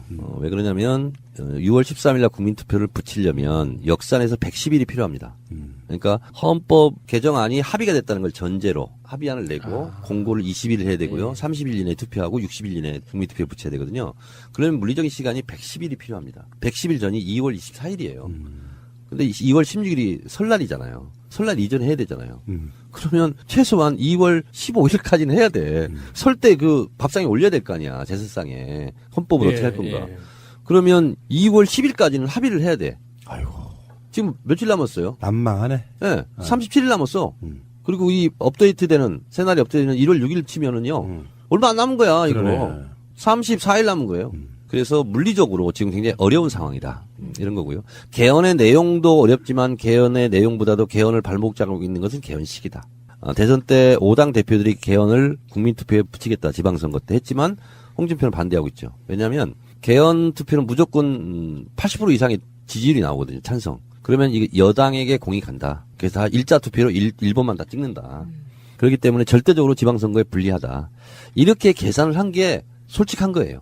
홍준표 대표의 입장으로. 근데 그런 얘기 좀 안 하고 있어요. 그런데 이 상황에서 그러면 물론 국회 과반수 의석으로 국민투표안을 발의할 수 있고 그게 안 된다면 대통령이 발의권이 있습니다. 우리나라는 행정부의 입법권이 있어요. 미국은 없습니다. 미국은 예산 편성 심의권도 의회에 있고 그리고 입법권을 행정부에 주지 않아요. 그래서 미국 의회가 그래서 강한데 우리는 행정부가 강해요. 같은 대통령제지만 대통령이 제안을 할 수 있어요. 입법 제안을 할 수 있거든요. 헌법 개정안을. 근데 어차피 국회의 3분의 1을 넘어야 돼. 맞아요. 그래서 여야가 합의되지 못한 상태에서 대통령이 헌법 개정안을 발의할 수는 있으나 그것은 가결되기는 어렵다. 그런데 여기서 그런 행위를 할지 안 할지는 모르겠으나 어쨌든 홍준표 대선 때 개헌을 해야 된다. 개헌을 안 하려고 한 세력이 있다. 지방선거 때 국민투표를 붙여야 된다. 하는 동영상은 우리가 계속 유포를 해야 돼요. 거짓말장이. 약속을 지키지 않았어. 아니 우리는 박근혜 때 왜 대선 공약 안 지키냐고. 우리가 공격했잖아요. 비판하고. 근데 혜택의 자유한국당은 왜 공약 지키지 말라고 이렇게 떼쓰는 데가 어딨냐고. 맞아요. 아, 나 참나. 이런 야당 처음 봤어. 그렇죠. 좀 심하죠. 대통령은 공약을 절대 지키지 마라. 어그로당. 그러면 이게 만약에 국회 3분의 2 이상이 동의를 해야 국회 가결이 되잖아요. 국회에서 상정이 되잖아요. 상정은 과반수. 가결. 가결이 되잖아요. 가결은 3분의 2. 예. 그랬을 경우에 혹시 지난 그 탄핵연대처럼 그런 모양새를 갖춰서 할 수 있는 방법은 없을까요? 없습니다. 없어요. 네, 자유한국당이 116석이에요. 그래서 개헌 저지선이 확보가 된 거죠. 그러니까 그 안에서 빼내올 수 있는 방법. 200석? 그건 어려울 것 같습니다. 네. 그래서 박근혜 대통령 탄핵처럼 그렇게 이제 그쪽에서도 의견이 갈릴 것 같지는 않아요. 왜냐하면 당장 지방선거 때 본인들이 피해를 본다고 생각하거든. 그래서 그런 난망한 상황이다. 그러면 뭐 원포인트 뭐 이런 것처럼 진짜 중요한 뭐 지방자치라든지 지방 또는 뭐 복지 개념 이런 거 집어넣어서 일단 권력구조 바꾸지 않고 하는 개헌 방법은 없습니까? 노무현 대통령 때 원포인트 개헌을 하려고 그랬죠. 대선과 총선 시기를 일치시키는 거. 근데 그때 박근혜가 이렇게 얘기했죠. 참 나쁜 대통령이다. 이렇게 얘기했죠. 그런 면에서 봤을 때 그런 것도 하자고 해도 안 할 거예요. 참 나쁜 야당이다. 그러면 이게 개헌 부분에 대해서는 어찌됐든 국회에서 합의를 하지 않으면 정부 발의가 나와야 될 거 아니에요. 그렇게 대통령은 이제 공약을 지켜야 되기 때문에 정부 발의가 나왔을 때 당연히 그거는 투표에 붙일 거고 국회에서 그랬을 경우에 부결이 나오는 상황이 이제 눈에 보이는데 그랬을 때 그러면 그 책임을 야당에게 특히 자유한국당에게 묻는 아주 치열하게 묻는 지방선거로 만들어갈 수도 있잖아요. 그럴 수 있습니다. 근데 아까도 제가 얘기했지만 과유불급이라고 그렇게까지 하는 것이 국민들이 과연 잘한다 이렇게 평가할 것인가. 이거는 지방선거 때 야당을 씨를 말리려고 하는 거 아닌가. 너무 과도하게 힘을 휘두르는 거 아니야? 아무리 대선 때 약속을 했고 위약을 했지만 홍준표가 아무리 밉지만 이렇게까지 할 필요 있어? 이렇게 또 역풍이 불 수도 있는 거예요. 역시 너무 몰아친다. 이런 걸 통찰력이라고 해요. 그러니까 앞으로 벌어질 일들까지 예산해서 뭔가 적절한 힘 조절하는 게 중요하다 이렇게 그렇습니다. 말씀하시는 거예요? 왜냐하면 힘이 있을 때 힘 조절하기가 굉장히 어렵습니다. 제 세상에 제일 어려운 게 뭐냐면 알고 있어. 근데 모른 척하고 있는 게 너무나 힘들어요. 1시간 넘게 떠들더니 엄청 시장하네. 예, 그렇죠. 시장길도 느끼네. 자, 시장 가겠네. 예, 시장 갑시다. 그러니까요. 알겠습니다. 제21대 국회의원 정청래 의원과 함께 오늘 2018년 이야기 한번 들어봤는데 그래도 사실은 우리가 문재인 대통령 정부의 이름으로 시작하는 첫 해이니만큼 굉장히 좋은 이야기들이 첫 있었고. 해이니? 네, 거기서 또 인의를 얘기하네. 자, 새해 첫 인사를 또 정청래 의원께 한번 들어봐야겠죠. 네. 혼자 가면 빨리 갈 수 있고 여럿이 함께 가면 오래 갈 수 있다라는 말이 있습니다. 혼자 너무 달리지 마시고 여럿이 함께 보조를 맞추면서 질서 있게 함께 갔으면 좋겠습니다. 그래야 우리가 지방선거도 이기고 멀리 갈 수 있습니다. 사소한 차이는 극복하고 같은 것은 극대화해서 진보는 분열 때문에 안 된다. 이런 얘기를 다시는 듣지 않도록. 그래서 사소한의 좀 차이, 다른 의견 이런 것을 서로 이해하면서 지방선거 때 너무 레디컬하게 우리끼리 싸우는 일이 없었으면 좋겠습니다. 저는 지방선거 승리의 첫 번째 조건이 1심 단결이라고 생각합니다. 1심 단결해서 지방선거를 반드시 승리를 이끌고 문재인 정부의 성공을 위해서 우리 다 같이 뛰는 문재인 당원들이 되시기 바랍니다. 제가 그래서 만들었잖아요. 청래당. 내가 정청래다 이런 뜻이에요. 내가 청래당 이런 뜻인 거. 내가 문재인이당 이렇게. 그래서 문재인당 당원들이 되시기 바랍니다. 문재인을 지켜주십시오. 예. 정청래 의원의 정말 한 글자 점까지도 버릴 것 없는 어록이었습니다. 감사드리고요. 다음에 또 뵙겠습니다. 고맙습니다. 네, 고맙습니다. 자, 최초로 인터뷰에 대한 AS 방송은 아마 처음일 거예요. 가군한데 뒷담화. 그게 애프터 사운드잖아요. 네. 예. 자, 정청래 의원에 대한 인터뷰. 저는 정청래는 연구 대상의 캐릭터라고 봅니다. 정말 연구 대상이에요. 그러니까 이야기를 들으면 들을수록 너무너무 신기해요. 눈앞에 보고 있었지만. 신기한 것도 신기한 건데 정청래의 성장이 느껴져요. 또 컷오프 당했을 때는 얼마나 억울했겠어요. 이것만 억울했나? 저번에 국회의원 선거 조선일보, 법문화일보였나요? 잘못 보도해가지고 또 떨어지게 된 계기도 하나 있었잖아요. 18대 때. 얼마나 억울하겠어요. 정치인은 그렇게 억울함을 당하면서 받아들이고 성장하고. 근데 거기서 서울시장 경선 관련해서 페이스메이커로 뛰겠다고 말하는 정치인이 세상에 어디 있어요. 왜 그러냐면 그렇게 말을 하는 순간 사람들은 그 사람을 찍지 않아요. 근데 정청래 의원은 사실 지금 민주당에 있는 모든 정치인 중에 가장 뉴스메이커잖아요. SNS 올리면 그게 다 기사화되는 정도로. 근데 그런 상황에서 난 페이스메이커로 뛸 자신 있어. 뭐 이렇게 말하는 거. 보통 하기는 쉽지 않은 그런 생각이 좀 들었습니다. 그래서 더 멋있어 보이는 것 같아요. 제 일부러 오늘 맞은편에 앉지 않고 옆에 앉은 이유가 동행? 좀 더 가까이 뵙고 싶어서. 그랬어요? 정청래 의원 건강이 참 괜찮아진 것 같아서 맞아. 되게 마음이 좋았어요. 제가 국회에서도 자주 뵀었고 컷오프 되고 당사 앞에서 이렇게 번개할 때도 달려가서 보고 할 때만 해도 사실 이렇게 낯빛이라는 게 있잖아요. 사람이. 그래서 너무 어두워서 항상 볼 때마다 걱정을 했었거든요. 저렇게 해서 몸 관리를 어떻게 하고 있는 걸까 이렇게 걱정을 했었는데 오늘 뵈니까 굉장히 얼굴 진짜 좋아지셨어요. 좋더라고요. 네. 근데 정상적으로 억울한 일을 안 당하고 국회의원을 했다면 지금 사선이에요. 근데 우리는 정청래 의원이 재선이라고 생각하면 되게 좀 작아 보이잖아요. 예, 그 유명세에 비해서 그 재선이라는 말이 좀 매칭이 잘 안 되죠. 컷오프 그 이후에 지금 그 당시가 2016년 김종인 개새끼. 왜 이러세요? 김종인 씨발놈? 왜 이러세요? 제가 뭐 틀린 말 했어요, 뭐. 뭐 그 이야기를 겸해서 하면은 우리 강기정 의원도 또 컷오프 용사 아니겠어요? 그분은 이제 굉장히 젊잖아요. 실제로 대해 보면 저는 개망난이어서 괜찮아요. 김종인 개새끼. 근데 그 강기정 의원이 그분은 본인 방송이든 방송 바뀌든 그런 얘기는 안 하는데 표정보 말잖아요. 그때 한번 컷오프 당한 얘기 했는데 김종인 대표 그 당시 비대위원장에 대한 서운함이 그냥 얼굴에 뚝뚝 붙어 떨어지더라고. 그래 이 부분만 따로 딱 편집해서 5초짜리 클립으로 해서 강기정 의원한테 보내줬어요. 짤? 예. 자, 뭐 그런데 이런 자기 희생 이런 걸 떠나가지고요. 그 전반적으로 오늘 인터뷰했던 그 키워드 토크라는 거 정말 정치인들 중에 이런 분이 없어요. 섭외하기 제일 싫은 순위 시장 군수, 구청장 절차가 엄청 복잡하고요. 정청래 의원은 원님 나와주시면 안 될까요? 이렇게 얘기하면 며칠이에요? 일정 조율하잖아요. 끝. 뭐 사전 인터뷰를 보내달라 이런 건 아예 안 해요. 안 해. 근데 주제에 대해서도 나오라 그러면 뭘 물어볼지 뻔히 아니까 그냥 끝까지 와요. 그래서 이제 마음에 준비해 오시라고 뭐 사전에 뭔가를 드리는 경우도 있는데 그걸 다 하려고 안 하는 사람 딱 유일한 사람이에요.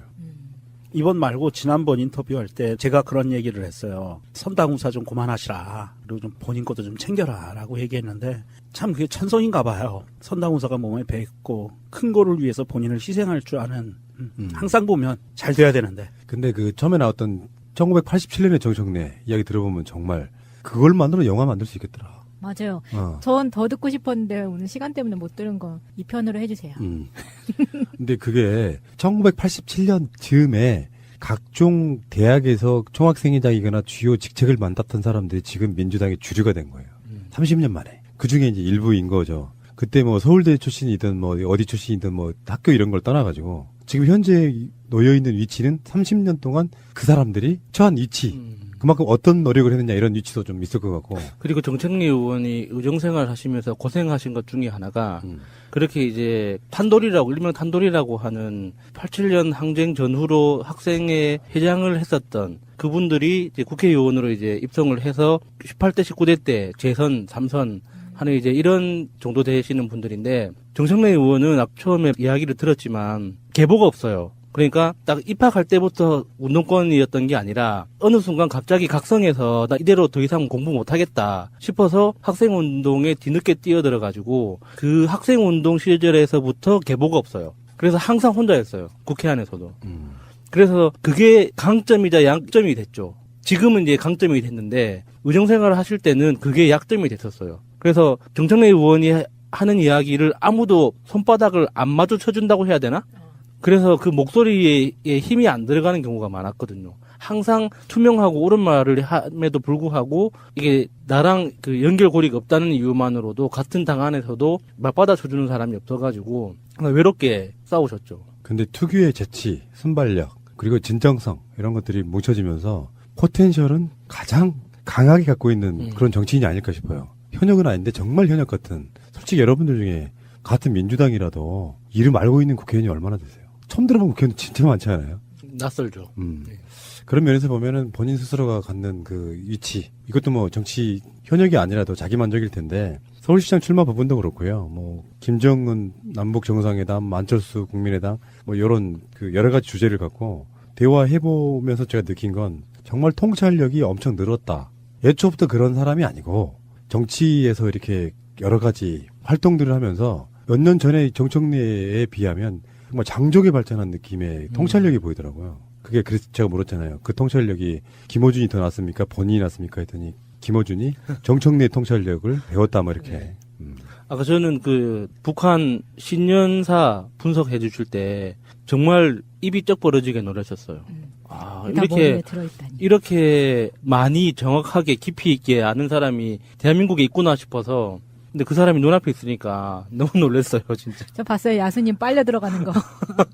자, 어쨌건 뭐 정청래라고 하는 캐릭터 독보적이에요. 민주당 내에서는 대체할 만한 사람이 없을 정도의 독보적입니다. 이를테면은 지금 뭐 판도라에도 나가고 있지만 문득 왜 JTBC 신년 토론 있잖아요. 네. 거기에 민주당 사람이 없었잖아요. 네. 유시민, 노회찬. 네. 그리고 저쪽에서는 누가 나오는지 관심이 별로 없고. 근데 그럴 때 그 토론 대상자로 나가면 정말 토론 잘하거든요. 왜 섭외를 안 했을까요? 기분 나쁘게? 정청래, 최민희 이렇게 나가면 최강인데. 딱 최강이었을 텐데.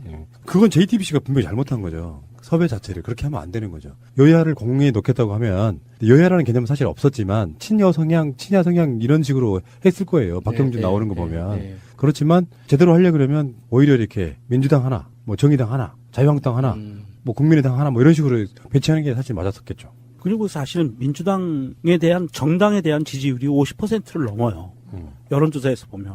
그러면 반드시 넣어야 되는데 이건 JTBC 기획하면서 큰 실수한 거예요. 실수라기보다는 의도를 했겠죠. 그렇게? 의도적인가? 네, 의도를 한 것 같은데 그 의도를 왜 했는지를 모르겠다는 거죠. 의도라기보다는 그 기본적으로 그 방송의 컨셉이 유시민, 노회찬 부르는 거였을 거예요. 그러다가 그러면 왜 불쌍하게 김성태만 그렇게? 그러다가 박형준이 더 아니 그러니까 두 사람을 부르면 편파적이 되잖아요. 네. 모든 정규 방송들은 방통법의 영향을 받습니다. 그래서 그렇게 내보낼 수가 없어서 유시민, 노회찬 정도 나오는 토론 프로 하나 만들고 싶은데 나머지 고생 맞추기예요. 그러니까 애초에 그 시작을 뭐 여야 개념 이런 개념이 아니고 여성향, 야성향으로 분류해가지고 부르고 싶었던 두 사람을 놓고 나머지 들러리 했다 이렇게 보시면은 그렇게 서운할 건 없는데 너무 이제 과도하게 그런 식으로 몰고 가는 건 좀 그렇다는 생각이 들고 어쨌건 그 자리에도 좀 필요해 보이는 인물 중에 하나가 정청래였는데 그런 드림팀 하나 만들어주면 좋겠어. 토론의 드림팀 해가지고 민주당도 그게 전략적으로 대응을 해야 돼요. 무슨 토론 프로 많잖아요. 각 방송마다 그러면 거기에 이렇게 리스트가 쭉 나와 있어가지고 토론 프로에 나갈 근데 지금은 요즘에는 이제 어떻게 하는지 모르겠는데 예전에는 개별적으로 연락하는 경우도 있거든요. 정치인들한테. 근데 정당 대표로 나가는 경우라 그러면 당에 연락을 해야 돼요. 네. 그래서 당에서 이제 스케줄들을 보고 어떤 국회의원이 나간다, 어떤 정치인이 나간다를 이렇게 내주는 그런 방식. 지금도 민주당에서 이렇게 날마다 토론 프로 나가는 분들이 다 정당 차원에서 나가는 거거든요. 섭외를 그렇게 해가지고 나가는 그런 케이스라서 정청래 의원이 좀 부재가 좀 아쉽긴 했지만 워낙에 유시민, 노회찬 두 분이 발군의 실력을 보여가지고요. 김성태 젖됐죠. 혼수성도. 예. 자, 어쨌든 정청래 의원과의 정말 좋은 시간이었고요. 2018년에는 정말 좋은 일만 있었으면 좋겠어요. 네. 속 터지는 일 좀 말고 그의 노력이, 그의 고생이 좀 빛을 좀 발했으면 좋겠다 생각이 들고요. 그런데 총선이 너무 멀리 남았어. 아직도 2년 반 정도 남았어. 어떻게 해야 돼요? 자, 알겠습니다. 정청래 화이팅! 네. 쏴, 최루탄을. 그래서 최루탄 추방대회를 했어요. 6월 26일 날. 기억나요. 예. 네. 근데 그날 제가 명동에 있었거든요. 명동에 있는데 이제 막 뭐 사람들이 뭐 수천 명씩 막 움직이니까 나도 이제 그 다음 장소에 이제 이동하고 있는데 사람들이 쭉 지나가요. 그게 나도 이제 지나갔지. 그랬더니 경찰이 잡네, 나만 잡어. 얼짱이라? 그때는 제가 지금은 1m 75에 72kg. 대한민국 스탠다드죠, 제가. 몸매가. 어떤 백화점에 가서 양복 입어도 다 맞아. 그래가지고 그 옷 파는 여성 종업원이 사랑하는 우리 아내한테 항상 이렇게 참 좋으시겠다고. 어떤 옷인들 다 맞는다고. 참 기성복인. 네. 아무 옷이나 다 맞아. 진짜라니까요. 근데 그때는 제가 1m 75에 지금 72kg인데 그때는 55kg 나갔어요. 진짜 말랐네. 진짜 말랐어요. 예. 모델급이었네, 거의. 허리 사이즈가 26 막 이랬으니까. 그러니까 뭐냐면 운동권들이 특징이 깡마르고 눈만 땡글땡글 살아있고 눈은 독수리. 얼굴 새카맣고. 독수리가 영어로 뭐죠? 이글? 네, 이글거리는 눈빛. 이글거리는 눈빛. 그 누가 봐도 운동권 학생인 거야. 그 나만 잡어. 그래서 잡아갔는데 그때는 이제 닭장차라고 그러거든요. 네. 그러면 앞에부터 나가요. 그러면 뒤까지 가는데 그 손잡이 잡고 정경들이 군합발로 막 진이게요. 그렇죠. 그리고 뒤쪽으로부터 보내는 거야. 무지하게 뜯어놨지. 그래서 제가 중부경찰서로 잡혀갔어요. 그러다가 구로경찰서로 갔다가 서초경찰서로 갔어요. 그래서 제가 구류처분을 받았어. 5일. 그래서 서초경찰서 유치장에서 6.29 선언 생중계를 거기서 봤어요. 6.29 선언을 했으면 빨리 풀어줘야 될 거 아니야. 이틀 더 살다가 나왔다니까. 그래서 제가 처음으로 경찰에 연행된 해가 1987년 이런 거고요. 제가 경찰에 2번 잡히고 그리고 검찰에 2번 잡히고 그리고 2번 징역 가고 이제 2년 살다가 나왔는데 그 시작이 1987년이었습니다. 그 1988년도에 네. 안기부에 납치당해서 고문도 당하고 그랬죠. 그렇습니다. 그리고 나서 이제 4학년이 되고 나서 본격적으로 내가 나서야 되겠다. 근데 그때 제일 센 게 조국통일특별위원장이었어요. 1988년은 북한 바로 알기 운동 원년이었거든요. 맞아요. 가자북으로 오라남으로. 맞아요. 만나자 판문점에서. 그래서 서울대 총학생회장에 나왔다 떨어졌지만 김중기 서울대 총학생회장 후보가 청년학생회담을 제안했어요. 그래서 6월 10일 청년학생회담을 하자. 1988년. 그래서 각 학교별로 조국통일특별위원회가 꾸려졌어요. 그래서 제가 조국통일특별위원장을 제가 자원했어요. 근데 조국통일특별위원장이 되는 순간 수배. 그 즉시 수배. 그리고 이제 구속을 각오해야 돼. 그래서 어차피 내가 학생운동을 할 바에는 외상값 계산을 다 하게 됐거든요. 근데 나는 그럼 미리 내가 그냥 자진 납치하겠다. 나를 잡아가려면 잡아가고 말란 말아라. 그래서 1988년 6월 2일이 제 생일이었습니다. 그날 건국대학교 학생회관 사회과학관 앞에서 조국통일 발대식을 했죠. 저는 근데 그때부터 대중 노선이었거든요. 영삼 노선이 절대 아니었습니다. 대중 노선. 그래서 발족식도 대중적으로 하자. 그때 근데 발족식장에서 투쟁가 뭐 민족해방가 이런 것만 부르지 대중가요를 부른 적이 없어요. 근데 제가 대중 노선이기 때문에 제가 두만강을 불렀어요. 그래서. 네. 그래서 이제 하루 전날 미리 소문을 냈어요. 학교에. 누가 투신할 수 있다. 사회과학관 5층에서. 그래서 관심을 집중시키고. 그리고 제가 머리를 깎은 상태에서 하얀 두루마기를 딱 입고. 두루마기를 입고 뒤쪽에 교육대학 쪽에서 사범대학 쪽에서 뒤로 오고 2,000명 정도가 모였는데 뒤로 홍해바다 가듯이 뒤로 나오는 거예요. 쫙 가르고. 그리고 한 명을 이제 사회과학관 옥상에서 진짜로 동을 떴어요. 핸드마이크 잡고. 막 아지테이션을 해. 그리고 허수아비를 떨어뜨렸어. 사람들이 막 비명 지르고. 이 상태에서 제가 이제 사이렌을 울리면서 뒤쪽으로 나가는 거예요. 뒤쪽에서. 그냥 가르고. 2,000명 학우들이 일어나서 뒤에서 오니까 일어나서 쫙 길을 터주면서 기립박수 치고 남자 둘 여자 둘 하얀 소복을 입히고 대형 태극기를 앞세우고 그리고 양쪽 옆에는 8명씩 하얀 옷을 입고 흰 마스크를 하고 가드들을 딱 세우고 거기 진출했어요. 진출하자마자 제가 이렇게 얘기했죠. 오늘이 제 생일입니다. 저는 구속됩니다. 지금 이 순간 수배입니다. 시골에서는 10남매 10번째 막내 키워놨더니 우리 막내가 가서 사고 치는구나 하는 것도 우리 어머니는 모르고 있습니다. 우리 어머니는, 나를 낳아주신 어머니는 지금 이 순간 무슨 생각을 할까요? 그러나 저는 우리 어머니가 1921년도에 태어나서 일제 제하 거치고 홋카이도로 강제징용 남편 보내고 그리고 6.25 때 인민군한테 끌려가서 총살 직전에 다시 돌아왔고 보릿고개 넘기고 막내 10번째 아들을 대학 보냈는데 그 아들을, 막내 아들을 감옥을 보내야 되는 이 심정을 우리 어머니는 알고 있을까요?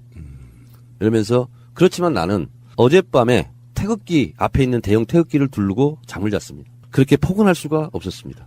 저는 이 길을 나서는 것은 나를 낳아주신 어머니보다 더 크신 어머니, 우리 어머니들을 낳아주신 조국이란 더 크신 어머니를 향해서 지금 나갑니다. 이러면서 제가 이렇게 얘기해요. 우리 장대 높이 뛰기로 휴전선을 훌쩍 넘어 두만강에 풍덩 빠져 우리 조국 통일의 그날을 생각하면서 두만강을 부릅시다. 두만강 푸른 물에. 그 당시는 이런 노래를 대중집회에서 부르는 게 아니었어요. 금기였죠. 예. 금기지. 리버럴 하다고. 근데 저는 그 노래를 부르는데 다 따라하더라고. 그러면서 그 노래를 끝나고 갑자기 이제 막 이 아지테이션을 또 해요. 조국 통일을 하자고. 그러다 갑자기 도루코 면도칼 그걸 딱 꺼냅니다. 왼손으로 딱 들고 이렇게 햇빛이 쨍쨍 비치잖아요. 그리고 오른손을 다시 들어서 그 면도칼에 갖다 댑니다. 왼쪽 새끼손가락. 오른쪽 새끼손가락. 그리고 그어요. 제가. 단지. 딱 그었는데 이게 처음 그으면 하얘가지고 피가 안 나요. 다시 또 X자를 그었어요. 두 번 그을 때는 너무 힘들어요. 아이고. 그 피가 철철 나죠. 그래서 미제 축출, 조국 통일 이렇게 혈서를 쓰고 그리고 추쟁선문을 입고 이제 정문 박치기 싸움을 가죠. 영화 1987이 주인공을 잘못 잡았어요. 그러게요. 이런 스토리가 치열하게 있잖아요. 그 중에 예. 대표적인 분인데 정청래 주연의 영화가 나왔어야 되는데 말이죠. 1987 시즌2는 정청래 의원님 이야기로 하시는 걸로 하고 그럼 1988로 합시다, 이제. 1988 두만강. 왜냐면 1988 때 그 조국 통일 그 하다가, 특별위원장 하다가 제가 안기부한테 석 달 소요 왔다가 너무 책상 위에서만 자니까, 소파에서 자니까 허리가 아파가지고 후배 자취방을 갔어요. 근데 누가 미행이 붙은 거야. 학내 뿌락지로. 그래서 새벽 2시에 잡혀가지고, 제가 을지로에 있는, 지금도 어디를 갔는지 몰라요. 연행이 됐는데, 봉고차 한 대가 왔어요. 안기부 직원들이. 근데 이게 있잖아요. 손으로 당수를 한다 그러죠. 뒤 고개를 탁 치니까 고개를 못 들겠어. 이게 고개가 떨어져가지고. 그래서 어디를 갔는지 확인이 안 돼요. 그리고 혁띠부터 풀러요.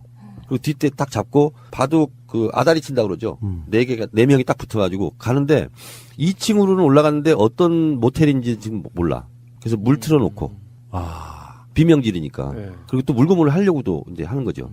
팬티 바람으로 옷 다 벗기고 손수건으로 눈 가리고 4시간 동안 맞았어요. 집단 폭행. 그 과정에 돌아가신 분이 박종철 열사한 거죠, 뭐. 그렇죠. 그러니까 저도 박종철 열사도 생각하고 뭐 수돗물이 막 소리가 들리니까 너무 공포스럽더라고. 그리고 맞는 게 너무 무섭고. 근데 제가 자존심을 지킬 수 있었던 건 뭐냐면 절대 울지 말아야지. 맞고 아프다고. 그리고 이제 뒤에서 때리면 코를 깨요. 방바닥에. 그 이마를 발로 차면 뒤로 떨어지고 오른쪽에서 차면 왼쪽으로 쓰러지고. 근데 울지 말아야지. 그리고 누구 자꾸 부르라고 그랬거든. 그때 조국통일 배우 조종 세력. 안 불었어요. 그리고 항상 발로 차면 쓰러졌다가 다시 정자세를 해서 앉아있는 거야. 왜냐면 내가 맞을 수밖에 없으니까. 그러나 자세를 흐트러뜨리지 않는다. 그래서 4시간을 제가 이렇게 집단 구타 고문을 당했는데 그래도 제가 마지막 순간까지 앉아있었어요. 정자세로. 근데 나중에 그러더라고. 그때는 수배받아가지고 체중이 더 빠졌어. 52kg 나갔어요. 아이고. 이렇게 얘기하더라고. 야, 이 자식아. 조국 통일도 좋지만 좀 먹어가면서 해라. 이 새끼 때릴 데도 없네. 이미 다 때려놓고. 그러더니 옷 입으라고 그러더라고. 정말 영화 같은 이야기. 자, 근데 이 얘기만 들어도 1시간 갈 텐데. 네. 오늘은 아니에요. 여기까지. 그리고 방송 나가는 오늘이요. 1월 6일 일요일 오후 3시 1987 당과를 정청래 의원님이 하십니다. 저기 서울 그 피카디리 극장 여기서 오후 3시에 정청래 의원과 함께하는 1987 당관. 오늘 신청해도 늦지 않죠? 이미 탔어요. 그렇구나. 역시. 우리는 올리는 순간 마감이야. 40명. 자, 쓸데없는 통보였습니다. 자, 잠시 후에 다시 시작하겠습니다. 자, 두 번째 키워드입니다. 키워드 하나당 20분씩이면은 이거 한 서너 시간 해야 되겠는데요. 첨예한 이런 건 아니고 정말 관심사인 이야기 하나 할게요. 서울시장 그리고 정봉주. 제가 요즘 뭐 밥을 아무리 먹어도 항상 그 시장해요. 시장길을 느껴. 그리고 내가 지금 입고 다니는 이 옷 있잖아요. 네. 다 이거 백화점에 산 게 아니고 시장에서 샀어. 이게 시장 옷이야. 그래서 내가 지금 입고 다니는 게 시장 옷이거든 지금. 목격담이 많이 올라오더라고요. 네. 시장에서 발견했다고. 그렇습니다. 네. 네, 그리고 시장에 가잖아요. 그럼 많은 사람들이 시장에 왔다고. 그 지금 밥때라서 좀 시장하시죠, 여러분. 서울시장 선거는 시대의 정신이 있어야 된다. 국회의원은 개인의 의지, 노력, 정성으로 되는 거지만 서울시장 선거 같은 광역단위의 큰 사이즈 선거는 개인의 욕심과 욕망이 있다고 또 노력한다고 되는 일이 아니다. 시대 정신에 맞아야 되고 시대적 요청이 있어야 된다라는 거고요. 물론 시대 정신은 문재인 정부 성공. 저는 이게 시대 정신이라고 생각합니다. 그래서 저는 민심과 가장 맞닿아 있는 정치인으로서 다른 정치인은 하지 않는 정치 행위를 나는 하고 있는 거예요. 제가 사랑해도 될까요? 제가 출마해도 될까요? 먼저 물어보는 거예요. 출마조차 내 뜻대로 하지 않겠다. 그래서 원한다면 하는 거고 원하지 않는다면 하지 않겠다. 이런 거예요. 그래서 지금은 제가 출마해도 될까요?라고 국민들에게 물어보는 거다. 근데 보니까 최근에 여론조사가 하나 나오긴 했죠. 그래서 사실상 정청래 의원이 출마할 수도 있다라고 하는 그 발언이 나온 이후에 네. 꽤 의미 있게 지지율이 나오던데요. 그렇게 의미 있게 큰 지지는 아니에요. 정치 컨설턴트 전문가들은 이렇게 얘기합니다. 대한민국 국민 유권자들이 그래도 저 후보에 대해서 들을 준비를 하고 있는 후보는 딱 2명 있답니다. 대선 후보와 서울시장 후보. 무슨 말인지 들을 준비가 돼 있다는 거고요. 그리고 서울시장 후보는 대선 후보랑 같은 거다. 지방선거 때. 그리고 서울시장 선거는 서울 시민이 투표하는 건 맞지만 전국 선거다. 맞아요. 전국에 있는 모든 여론이 서울로 집중돼서 후보를 고르는 거다. 그리고 서울시장은 행정가를 뽑는 게 아니다. 다음 대선에 이 사람이 나가도 좋다 하는 것을 미리 점 찍고 뽑는 거다. 그렇기 때문에 저는 더더욱 시대 정신이 있어야 된다 이런 거고요. 그래서 지지율 6%가 나오면 이것은 전국에 있는 모든 사람들이 주목하고 있다는 거다. 이렇게 얘기를 하더라고요. 근데 저는 제 느낌으로는 그래도 2자릿수는 나와야 아직은 양이 안 찬다. 되지 않을까. 출마 자격이. 이 방송 나가고 나서 한 2자릿수로 올라가지 않을까. 그런 생각을 좀 하는데 지금 지지율은 좀 부끄럽습니다. 근데요, 이제 그 말이 처음 나왔을 때 우리 방송으로 다뤘던 거 못 들으셨죠? 제목으로 걸어서 들으시라고 일부러. 일단 느낌 자체는 흥행을 위해서 내가 희생하겠다 이런 느낌도 이제 있고요. 네. 페이스메이커 이런 느낌도 있고. 네. 당연히 박원순 시장이 삼성 갈 거야 해서 맥 빠진 그런 선거는 되지 않았으면 좋겠다라는 게 시작점이었잖아요. 이게 이제 거의 처음 얘기하는 것 같은데 채널에서 제가 만약에 국회의원 3선이 됐다면 저는 대선에 나가려고 그랬어요. 경선에. 그래서 대선 경선이든 어떤 경선이든 내가 페이스메이커를 하겠다라고 선언하고 나가는 사람은 없습니다. 지금까지. 그렇죠. 저는 그런 룰을 깨겠다. 우리 창의적 상상력으로. 나는 문재인의 페이스메이커가 되겠다. 근데 그럼 돼버려. 그래 나는 35km 지점까지는 내가 앞에서 바람막이를 하겠다. 그리고 35km 지점에서는 내가 제자리 뛰기를 하고 있겠다. 그리고 문 후보 먼저 가시라고. 그래서 뒤따라가면서 응원을 하겠다. 이렇게 선언하면서 멋있잖아. 재밌고. 그래서 그걸 한번 해보고 싶었어요. 아니면 당대표에 나가든가. 왜냐하면 2012년 때는 당이 선거를 치른 게 아니었거든. 그래서 내가 당대표가 돼서 당을 완전히 틀어쥐고 문재인 대통령을 만드는데 내가 올인하겠다. 그 꿈이 있었어요. 근데 이제 저는 현역이 아니면 당대표를 하면 민폐다 이렇게 생각합니다. 왜냐하면 본회의장에 들어갈 자격도 없어요. 당대표지만. 그래서 원에는 당대표를 하는 것은 당한테 민폐다 저는 이렇게 생각을 합니다. 그 지금 대표적으로 그 모습 보여주고 있는 분 있잖아요. 매일 철수하시는 분. 뭐 그분도 그렇죠. 홍 씨도 있고요. 그런데 서울시장 부분도 마찬가지인 거예요. 나 아니면 안 된다는 생각을 저는 절대 하지 않습니다. 근데 너는 아니야. 이 생각도 저는 반대합니다. 왜냐면요. 2002년도 대선 경선 때를 보면요. 노무현은 아니다. 다 그랬어요. 여의도에서는. 다 이인재 대선원이었거든요. 그러나 그것은 민심을 정확하게 못 읽는 거거든요. 그래서 어떻게 될지 모르는 거예요. 그런 거고 저는 진짜로 나 아니면 안 된다는 생각을 하지 않아요. 그래서 저는 공익적 삶을 살고 싶지 사익적 생활을 하고 싶은 사람이 아니에요. 그래서 공익적 생활을 하다가 정청래 너 그동안 잘했어. 너도 한번 해봐. 그러면 그때 해야 되는 거라고 생각을 하거든요. 그래서 욕심내면 절대 안 된다. 개인. 지금은 하나가 전체를 위하여 봉사할 때다. 헌신할 때다. 이렇게 생각합니다. 이렇게 사셔야겠어요? 보는 사람 짠하게? 네? 정치인이라는 게 이런 선거에 누구나 다 풍운의 꿈을 꿀고 물론 여러 가지 정책 의도가 있겠지만 시작부터 나는 페이스메이커가 될 생각이 있다 이렇게 말하는 사람은 사실 역사상 처음이에요. 그러니까 좀 지나친 순수함이 좀 낯선 그런 느낌이랄까요? 이제는 그 성인의 반열에 들어가고 있죠 지금. 새로움은 낯설음을 항상 동반합니다. 이런 거 처음 보잖아요. 낯설 수밖에 없어요. 예. 지극히 정상적인 뇌구조를 갖고 있는 거예요. 자, 그러면 일설에는 지금 정봉주 의원이 사면되고 나서 뭐 지나가는 말로 하는 여러 가지 과정 중에 언론은 뻥튀기 좋아하니까 뭐 서울시장 나갈 수도 있다. 뭐 정봉주 의원은 안 나간다고 했다. 우리 다른 인터뷰에 오신 분들이 정봉주 의원과 방송을 했었나 봐요. 며칠 전에. 근데 정봉주 의원이 뭐 서울시장 나가네 안 나가네 뭐 이렇게 약간 부정적인 얘기 했다 그래요. 근데 우리는 이제 우리가 그림을 만드는 거죠. 정봉주와 정청래 두 사람이 서울시장 후보로 나가면 이거 모양이 어떻게 되는 거냐 뭐 이렇게 얘기할 수 있는데 그 부분 정리 좀 해주세요. 그건 단언합니다. 정봉주랑 싸울 일은 없습니다. 모양새가 좀 볼상사납잖아요. 아, 그럼 정봉주 전 의원이 나가면 출마 안 하시겠다? 가위바위보. 그렇다기보다는 동전 던지기 이런 것도 괜찮고. 정봉주 의원을 아직 만난 적이 없어요. 그래서 만나면 진짜 나갈 거야? 이렇게 한번 물어보려고. 아하. 네. 그래서 저는 뭐 내가 꼭 나 아니면 안 된다는 생각을 안 하기 때문에 우리 당과 우리 문재인 정부 성공을 위한 것이 첫 번째이기 때문에 이렇게 얘기하면 안 믿을 수 있어요. 정치인이 뭐 저래. 그렇는데 진짜 그래요. 저는. 아니, 그동안 보여온 모습이 그래요. 네. 짠할 정도로 그래서 안타까울 때가 많아요. 제가 봤을 때는 컷오프 이후에 이건 정치적인 성인의 반열에 올라선 거예요. 난 놀라워 지금. 해탈의 경제. 자, 뭐 정봉주 의원과 이제 뭐 앞으로 이제 얼마 남지 않아서 생각보다 3월이면은 거의 뭐 공천이 확정되기도 하고 막 그래요. 얼마 남지 않았고요. 그게 6월 초니까 실제로 5개월 정도밖에 안 남았습니다. 금방 오는 시간이고요. 근데 저는 그런 꿈 꾸봐요. 내가 어제 나간 방송에도 오늘 나간 방송에 그런 얘기 했네. 정봉주, 정청래 두 분 같이 나오면 나는 정청래 편을 들겠다. 정봉주는 우리 방송에 나온 적이 없기 때문에. 야, 그 원칙은 아주 코렉트해. 그래? 정확해. 중국말로 정취해도. 예. 정확해요. 세 번째 키워드로 가겠습니다. 이거 중요합니다. 오늘도 굉장히 뉴스들이 많이 쏟아졌는데 김정은 1984년 1월 8일생. 만 35세. 그럼 1987년에 만 3세였네요. 네. 김일성이 그래서 무속인 한 분 나오셨는데요.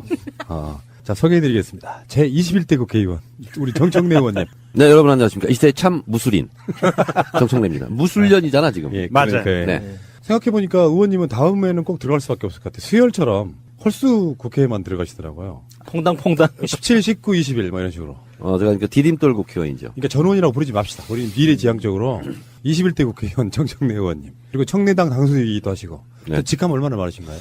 청래당 총재, 그리고 더불어민주당 중앙당 후원회 운영위원. 운영위원. 네. 운영위원 아무나 되는 게 아니에요. 거기 회장이 이해찬 의원님이시고. 네네, 그렇습니다. 간사는 김현 의원이고, 그렇죠. 그렇죠. 네. 우리끼리 다 해먹어요. 자, 어쨌건 오늘 모신 이유는요, 2018년에 여러 가지 정치 현안들을 네. 한번 우리가 예측도 해보고, 2018년에 대한 여러 가지 정치 현안들을 이야기해보는 그런 시간을 가질 건데요. 역시 정청래 의원에게 느끼는 건 뭐냐면은, 다른 인터뷰들, 좀 전에 다른 분들 인터뷰가 가셨잖아요. 예. 그 인터뷰 하려고 그러면 질문지 다 줘야 되고, 과정이 복잡해요. 이분은 인터뷰 하실래요? 오케이? 끝! 그리고 나와서 바로 이야기. 얼마나 담백하고 좋습니까? 네. 예. 저는 뭐 국회의원 8년 한 동안 저희 방에는 연설문을 쓰는 비서관이 없었습니다. 연설문 한 번도 써본 적도 없고 그걸 읽어본 적도 없어요. 컨텐츠가 있기 때문에 걸어다니는 정치 백과사전. 이건 최민희 의원님 우리가 띄우는 방송인데. 네. 어쨌건 진짜 진심 걸어다니는 정치 백과사전. 그리고 시대를 읽는 통찰력이랄까요? 김어준하고 의원님 누가 더 낫다고 생각하세요? 김어준이 지금 하는 것은요, 다 저의 지도 방침에 하에서 잘 움직이고 있는 거죠. 김어준 똑바로 해. 근데 왜 다스베이더는 안 나가세요? 바쁘셔갖고 안 나가시는 거예요? 아니, 저도 이제 오람 오고 가람 가는 사람이 아니잖아요. 자존심 좀 세우시겠다. 그래서 이제 나오라고 요청이 있지만, 내가 그동안 파파이스에서 그 정도 노력 봉사 했으면 됐지. 이제 니네끼리 알아서 잘 해봐. 근데 지금 잘 안 돼, 지금. 다스베이더가. 확실히 서로 입장이 이렇게 크게 다르네요. 네. 근데 그분들이 그래요. 팟캐스트 포탈을 예. 여러 가지 의미에서 이제 그쪽에서 독점으로 내고 있는데 뭔가 생각을 잘못했다는 이야기를 내가 우리 지인들한테 한 적이 있어요. 그건 뭐 다른 이야기고. 제도로서의 민주주의가 흔들리고 구타는 일은 이제 없습니다. 민주주의가 밥이고 밥이 민주주의가 되어야 합니다. 정청래 의원과 어떤 재밌는 얘기가 오갈지 궁금한데 일단 첫 번째 키워드 갑니다. 1987년 정청래. 1987년은 제 평생 잊을 수 없는 한 해였고 지금의 정청래의 의식 구조가 그 해에 굳어진 해이기도 하죠. 1987년 초에 제가 학보사를 스스로 그만둡니다. 학보사 기자였어요. 남의 이야기하듯 스스로 그만둡니다. 네, 스스로 그만두고 제가 지하 서클, 오르그를 제가 찾아갑니다. 보통 선배들이 너 여기 들어와서 운동 좀 해라 이렇게 하는데 그렇죠. 저는 이제 3학년 초이기도 하고 그래서 제가 스스로 걸어가서 오르그원이 되죠. 그리고 저는 이제 학보사에 있었지만 그런 오르그에는 들어간 적이 없기 때문에 오르그가 뭘 말씀하시는 건가요? 조직. 아, ORG. 네. 무슨 말이 이분은 왜 왔어요? 이런 것도 모르면서.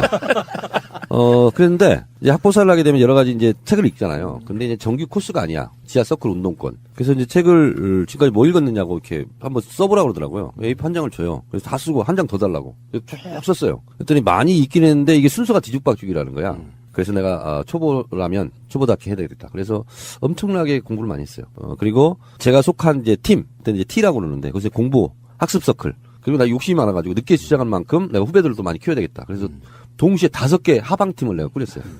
그러니까 하루에 토론이 6개가 있는 거야. 6권을 또 읽어야 되는 거야. 그러면서 그때 하루에 3시간씩 잤어요. 정말. 운동권 열심히 하려고. 그래서 그때는 또, 우리 여성 동지께서는 어떨지 모르겠지만, 속옷도 안 갈아입을 시간도 없고. 그렇죠. 그리고 갈아입을 수도 없고. 안 입기도 하죠.